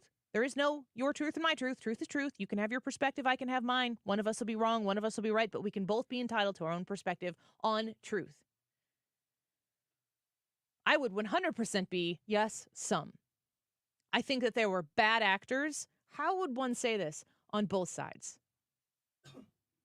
And I think that the idea that you would come onto this and say no, when you look at somebody like Donald Trump, who one of the things that he did that really dramatically pivoted some people's perspective on Trump as a president was when he went and looked at people who are serving long sentences for like a third strike on a marijuana drug charge, and he said, no, this is not a sentencing that is worthy of this crime. This is punitive. This is unnecessary. Commutation of sentences, pardoning of some individuals, whatever. I don't get the people who say there is nobody who did anything wrong on January 6th. Because to me, that's a political advocacy. Mm-hmm. That's a Trump can do no wrong. Everybody who was there on January 6th had the right to be angry and had the right to do whatever they wanted to do when they were angry. This is the number one thing I'm trying to teach my children, is that your emotions are always valid. How you feel is always valid. What you do with those feelings has to fit in what is right versus what is wrong.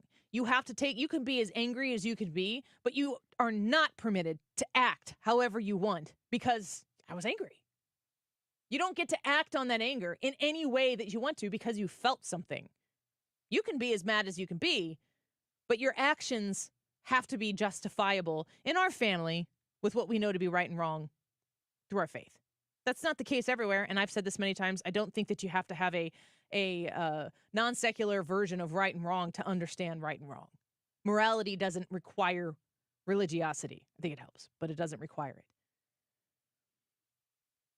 I don't think you can be looking at everybody who entered the Capitol or who was there that day and say everybody was 100% okay. They should all be pardoned.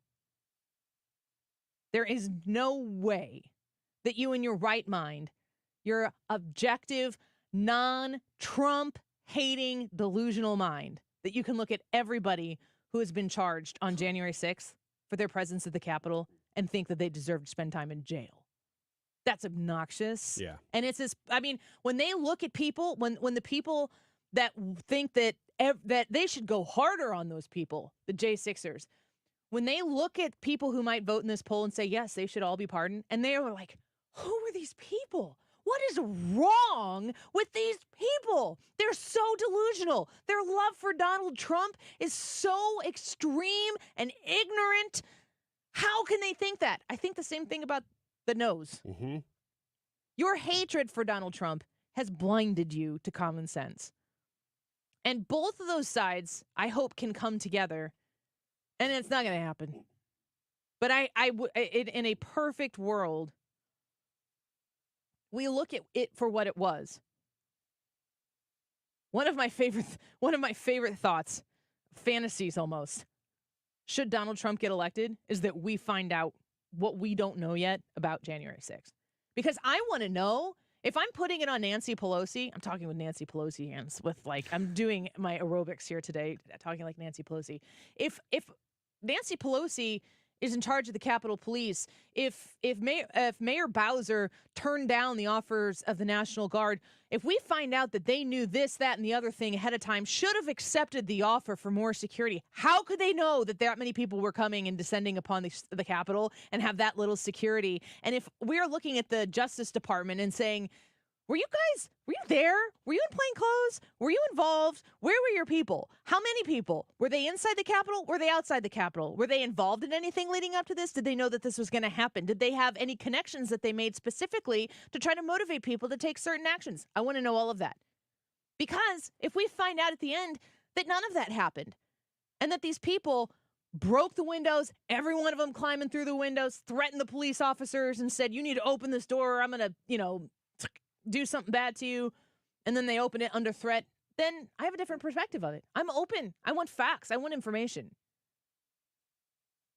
The yes, pardon them all people, not all of them, but many of them. And the no, don't pardon any of them, not all of them, but most of them. You're so trumped that you can't see the common sense of the matter.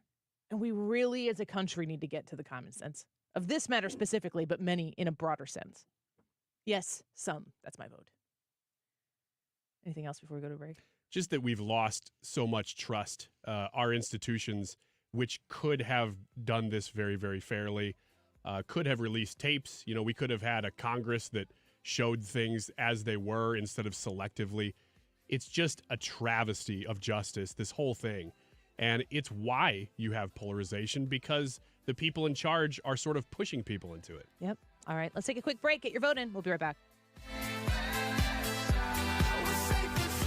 You're listening to The Annie Fry Show on St. Louis's home for conservative talk.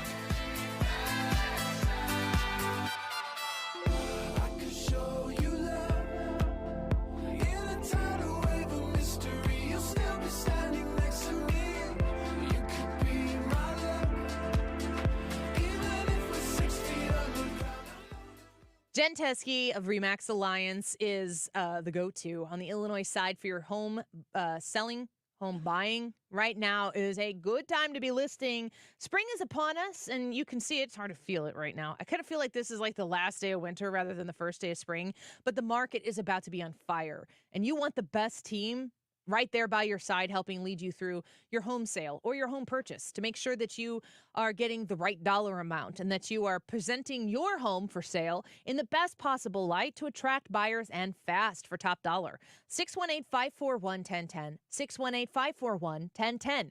GenteskeHomes.com is the website. You can get connected to Jen Teske, RE/MAX Alliance, and the best team in the business. These people are full of energy and experience to make sure that the process is a smooth one for you. They're going to give you that honesty that you need when you're presenting your home. You've seen your home as your own personal space, and now you need to present it so it's going to be somebody else's personal space. These are the ladies and the team to make that happen. 618-541-1010. You can find them online right now by visiting them at GenteskeHomes.com. You wouldn't trust a butcher to babysit your pet pig. You wouldn't trust a lumberjack to repair your antiques. Or a professional wrestler to be your massage therapist. So why would you trust anyone but AMCO to fix your car? For over 50 years, we've been the trusted experts in transmission repair. AMCO offers easy payment plan options for most any credit situation, so you can fix it fast and pay it off slow at AMCO. AA MCO. I was having a lot of sinus infections. My sinuses were clogged, pressure, headaches. Linda suffered for years with chronic sinus infections. You don't feel like doing anything. When you feel like your head is completely clogged, all you want to do is just lay down and sleep. And the pressure, it's just not fun, always walking around with a headache. Now, her issues are gone. How? A minimally invasive procedure done in the office of St. Louis Sinus Centers called balloon sinuplasty. I really did not know what it was like to feel like you're really breathing and not being so clogged up. I would do it again in a heartbeat, and I would definitely recommend it for someone else. Do you suffer with chronic sinus infections, facial pain, pressure, congestion? Find out if balloon sinuplasty is the solution for you. Set an appointment today with St. Louis Sinus Centers. Call 314-332-2885. 314-332-2885. That's 314-332-2885. Hi, I'm Chris Slusser, and I'm running for Madison County Chairman. You've probably seen a lot of fake news lately coming out of my opponent's campaign. False claims about us somehow losing money in the Treasurer's office. Here are the facts. We've earned a record $34 million in investment income during my time as county treasurer. That's $34 million in property tax savings. This is nothing more than my opponent's attempt to distract from his disastrous record. So don't buy the fake news and vote for Chris Slusser for county chairman in the March 19th Republican primary. Paid for by Citizens for Chris Slusser. If you need someone you can trust for your eye care, go see the doctors at Ophthalmology Associates. Kim St. Ange here. Doctors Birdie, Malhotra, Brusati, Royer, and Barry are experts in the diagnosis and treatment of diseases of the eye. 314-966-5000 or yourEyeDoc.com. Gain peace of mind that your flooring and carpet installation will be done right the first time when you hire the experts at Michael's Flooring Outlet. They give all their clients attentive personal service, even bring toys for the kids of the household. It's a family-owned and operated business for 25 plus years. They make sure you make the right choice for your home. So if you have carpets or hard floors, you're going to be happy for years to come. 3 convenient locations in St. Charles County, 116 Main Street, in Old Town St. Peters at Mid-Rivers and Highway 70, in West County on Olive, and the store in Darden Prairie. Michael's Flooring Outlet, IGotFloor.com. It has been a lively discussion today regarding the Annie Fry YouTube live chat poll. If Trump wins, should he pardon the J6ERS? Yes, some. Yes, all. Or no. We're about to get the results of this poll, and of course, we appreciate your comments on it as well. 252. This time check is sponsored by Jerry Kelly Heating and Air Conditioning. It's time for a $98 furnace tune-up. Hey, it's Mark Reardon getting ready for a Tuesday edition here coming up at 3 after Fox News, and you will not believe this story from Chicago about a trans migrant that was killed and the details of this. We'll get into it coming up.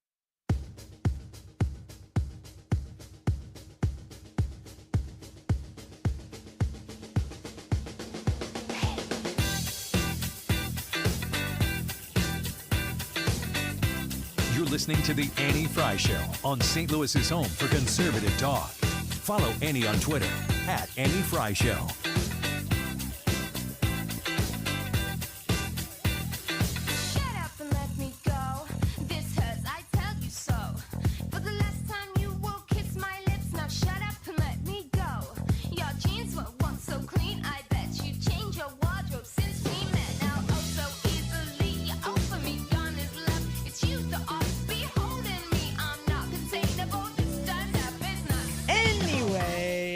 Welcome back. All right, if Trump wins, should he pardon the J6ers? Yes, all of them. Yes, some of them, or no. I'm a yes, some. Ryan? Well, I lean all, but just because I don't know every case, I'm going to say yes, some. I am definitely a yes, some. If Trump came in and said, I'm pardoning them all, would you be mad? No, not really. Would you? I probably wouldn't lose my mind. I would probably have a pretty deep sigh, though. Like, there's some of them that probably still need to be in jail. Let's reverse all of the parties in this situation. Let's pretend that Donald Trump won and the left showed up in mass and rioted. What would that look like? I don't know. Never seen it. I don't know. It's always been mostly peaceful. Wouldn't they be breaking glass in downtown D.C. and lighting stuff on fire? But I've never. That's never These happened. are hypotheticals. Yeah, hypothetical. I can't exist in that world. Let's imagine that happened. And then Joe Biden came into office. Kamala Harris comes into office. They're pardoning the whole lot. You know they are. I'll take one step further. I know you're gonna be like, well, that's not the argument, but they're pardoning the whole lot. And then somebody's getting a presidential medal of freedom. The right wouldn't do this. They wouldn't even prosecute these people because they haven't. I mean, they haven't even done it. Do you wish they would?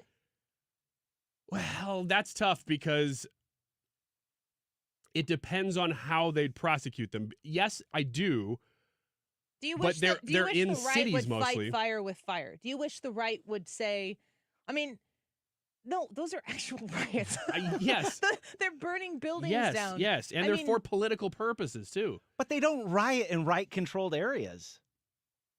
They riot in left-controlled areas. That's what I'm saying, is it's hard to, you don't have control of those jurisdictions most of the time, so it's hard to. I do wish, though, I don't want them to do it to fight fire with fire so much. I just want to see equal justice under the law applied everywhere. I just want to see revenge. Oh, okay. Annie's for a Department of Vengeance. I'm just kidding.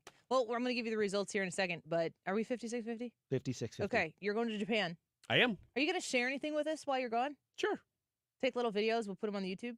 Yeah, I can do that. Do you know how to put videos on our Google Drive? Nope. You should. I'll do what I can. You'll get them 14 hours early. I need to know. Y'all need to tell us. You can go to the Annie Fry Show Twitter page or message me on Facebook and ask us what kind of content, or tell us what kind of content you want to see from Ryan in Japan. Yeah. I want to see you going up and speaking Japanese to people. Like a genuinely attempting? Yeah. I do. Trying to order. I do. Asking where the bathroom is. Yeah. Stuff like that. You're like, ¿Dónde está el baño? Yeah. Oh. I'm the best. Like, man, I nailed that. I thought it was exactly right. If Trump wins, should he pardon the J6ers? 12% of you, and I think I know your name, said no. Yes, all. 35%. We had 265 votes, and 52% of you said yes, some. I think that's the right answer, but it's a poll, so everybody gets a chance to weigh in. Be safe in Japan. Ryan will be back in like months' time. It's a week and a half, and we'll have fun without him, and we can't wait to hear about your trip when you come back. Mark Reardon next. Are you the decision maker in your company? Consider this. For the first time in decades, there's a better option for a corporate card and spend management platform. Meet Ramp, the only corporate card and spend management system designed to help you spend less money so you can make more. Most corporate credit cards offer points as incentives, but those points amount to less than their worth in real cash value. Ramp's corporate cards offer you cash back, real money in your pocket. Plus, you control who spends what with each vendor. And Ramp's software collects and verifies receipts automatically, which means you'll stop wasteful spending and close your books in hours instead of days. Businesses that use Ramp add up to 5% to their bottom line the first year. If you're a decision maker, adding Ramp could be one of the best decisions you've ever made. And now get $250 when you join Ramp. Just go to ramp.com/free. Ramp.com/free. RAMP.com/free. Cards issued by Sutton Bank and Celtic Bank, members of FDIC. Terms and conditions apply. It's so fun when I hear stories about people who live outside the St. Louis area, sometimes pretty far away, who've been using Andrea sauce on their steaks and other meats for a long time. And they come to the St. Louis area for whatever reason to find out, oh, it's made here. Oh, there's a restaurant. It's like, I want to visit where it's made. I want to take the factory tour. And they find out that Andrea's Steakhouse is a one-of-a-kind. There is just one Andrea's Steakhouse. It's in Fairview Heights, O'Fallon, Illinois. They do awesome awesome meals there. If you've never had one, they win, best ofs all the time. So if you're in Missouri especially and you're just like, I don't go to Illinois that much, make the trip. It's worth it. Andrea's Steakhouse in Fairview Heights, O'Fallon, Illinois. They do have some events. They've got one coming up April 4th. It is a 5-course tasting meal that includes everything, $75. Check it out. You can find it at their website, or you can go to facebook.com and find, of course, all of that there. But everything is located at andreas.com. i3 Broadband is making slow, unreliable internet a thing of the past. Unlike certain other providers, i3 Fiber delivers